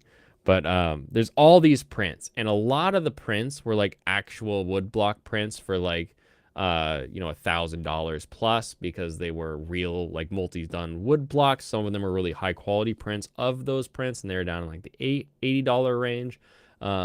And if you go to a place like this and you're like, oh, I thought it'd be cool and it's kind of fun to look around, I don't want to leave without buying something. That seems rude. Just leave. It's okay. You don't have to buy everything just because the people are nice and the shop is cute and you feel like you have to support them.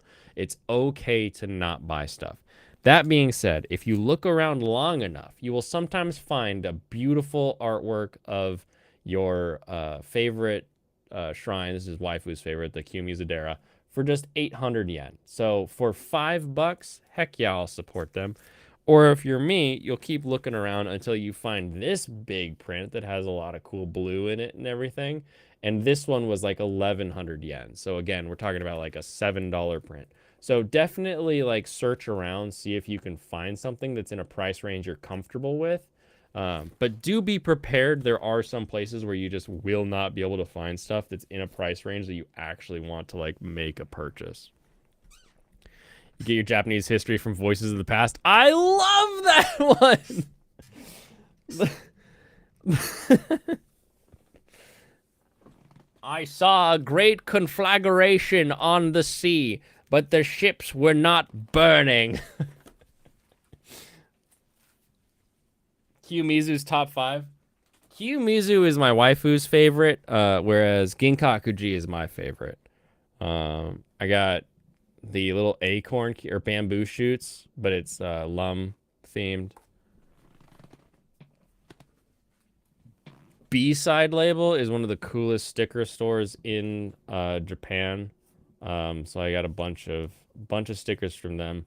This is from the Wagamomo line. This it means like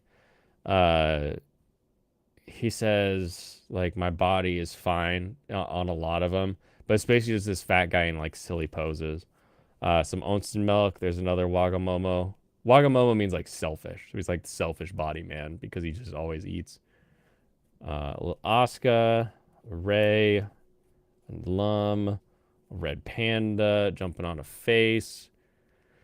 King Kakuji is number 2. See, King Kakuji is beautiful, but it's just it's a pain to go to, right? Like you go to King Kakuji and you have to wade through Chinese people to finally take your photo in front of it, and then you leave. Like it doesn't feel as cool as the garden at Ginkakuji.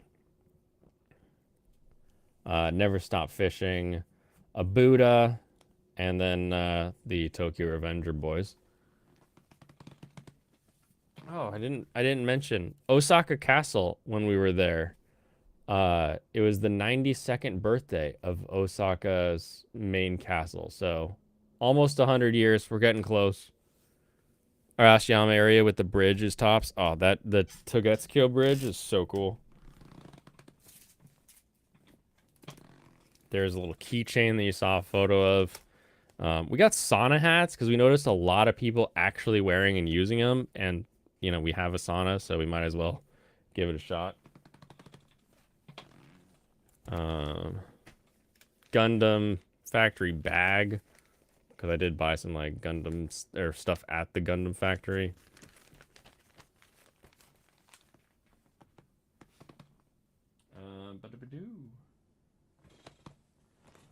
I got the MF Ghost, the 8.6. So that's exciting. Way to go, 8.6. Oh, Pedro, I've plenty of recommendations. This is our 8th trip to Japan, so I've seen much, and I have thoughts on many, but there's always still more to see. That's the crazy part about Japan, is there's always more to see. So I got the Aerial SD. This is the one that was out of stock last time. I went in this time. Tam had it finally. And then I got a Wing Gundam because it was, 490 yen for an SD Wing Gundam. Like, how do you not, right? This is a concentrate of what is the best lemon sour can in Japan. Megalo, if you're a lemon sour guy, this one with the apron, I don't know which one's your favorite. This one is our favorite when it comes to those little canned ones. And so we got a little concentrate to mix with soda. Got world's best sake. Or sake. World's best whiskey. Sake just means alcohol in Japan. It doesn't actually mean Nihonshu, which is the Japanese sake. I got a Kotetsu heater, which doesn't mean a lot to most people, but this is like the heater in the table with the blanket on it, and the waifu gets cold all the time, so I'm going to build a Kotatsu. So these things are surprisingly annoying to find in America, so I was like, you know what? We're here. I've got room in the luggage. Let's just get it. Speaking your language? Beautiful. After Japan, we went to Texas for a wedding. So I got a tie that has whale sharks all over it for said wedding. So that was fun.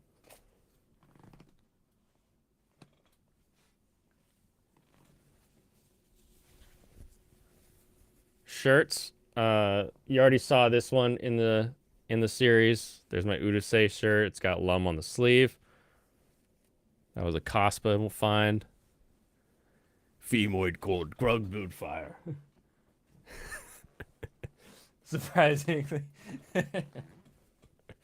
It was ironic. Uniqlo just had some really cool like local designs that I saw at the Harajuku one specifically. I wish Stu was still here because I got this one actually thinking of like him a little bit. It says, "Boys don't cry." And it's got Shinji on it. It's just so, it's too good. It's too good. Then a Hanafuda sort of design with a Kitsune on it. So love the game of Hanafuda. It's a fun one. I would definitely be Yakuza if I could. And second to last but not least, the Initial D mini RC cars. So these were at Tam Tam. I've talked about Tam Tam before. I love Tam Tam. It's a great place to go and find stuff that will run out of stock elsewhere. And they had these.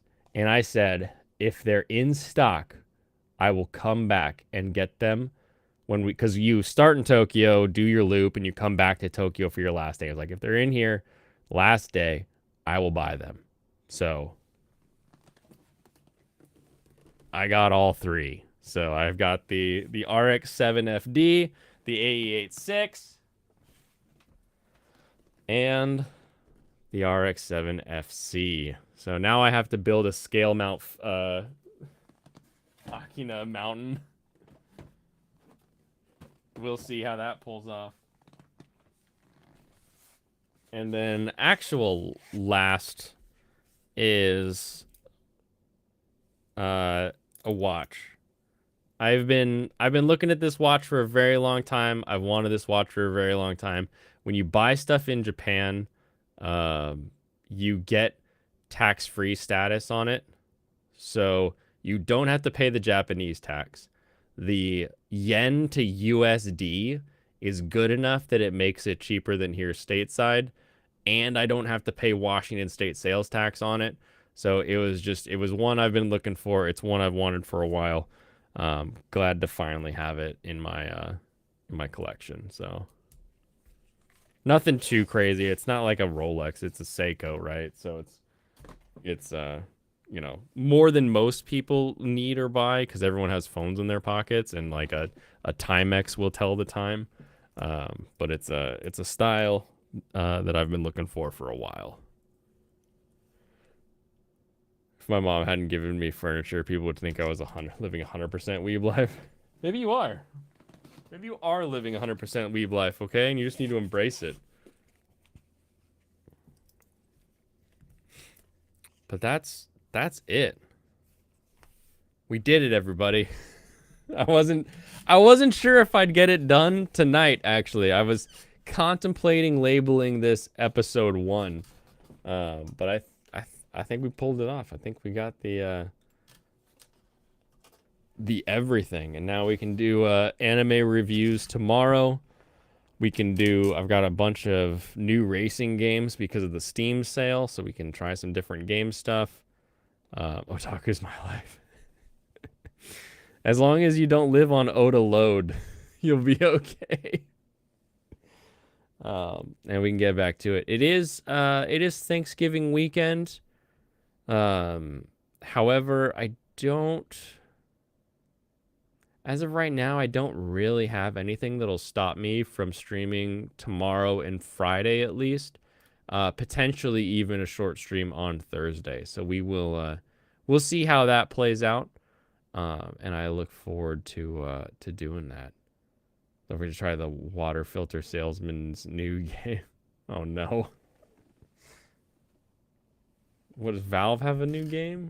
What are they trying to pawn off? Just want to make sure I didn't forget anything, because it would be so frustrating to end stream and then be like, oh, actually, just kidding. No, I think that's it. I think we did it. Nice. Well, this was fun. It was good to get back to streaming. Glad I had that extra day for sure, because this went from 4,000 photos to 250. So that'll be all good. Store and cooking tomorrow. Good. Cook that store. Everyone, thank you very much. It's been wonderful to see you all. Always have a good time. And let me do this.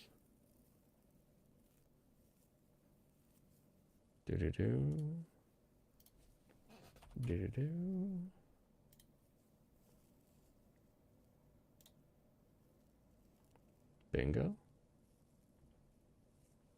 Let's get some memberships for everyone who's still here. Everyone, have a wonderful rest of your evening. I will catch you next time. I just said have a wonderful rest of your evening. What else are you gonna do? Go have some fun. Go enjoy some stuff. Get ready for this weekend. It'll be a good time. Kampai, everybody.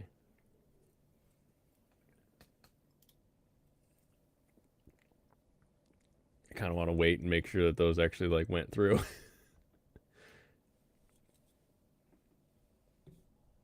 Make sure you click the accept gift from this channel button. I wouldn't want you to miss out.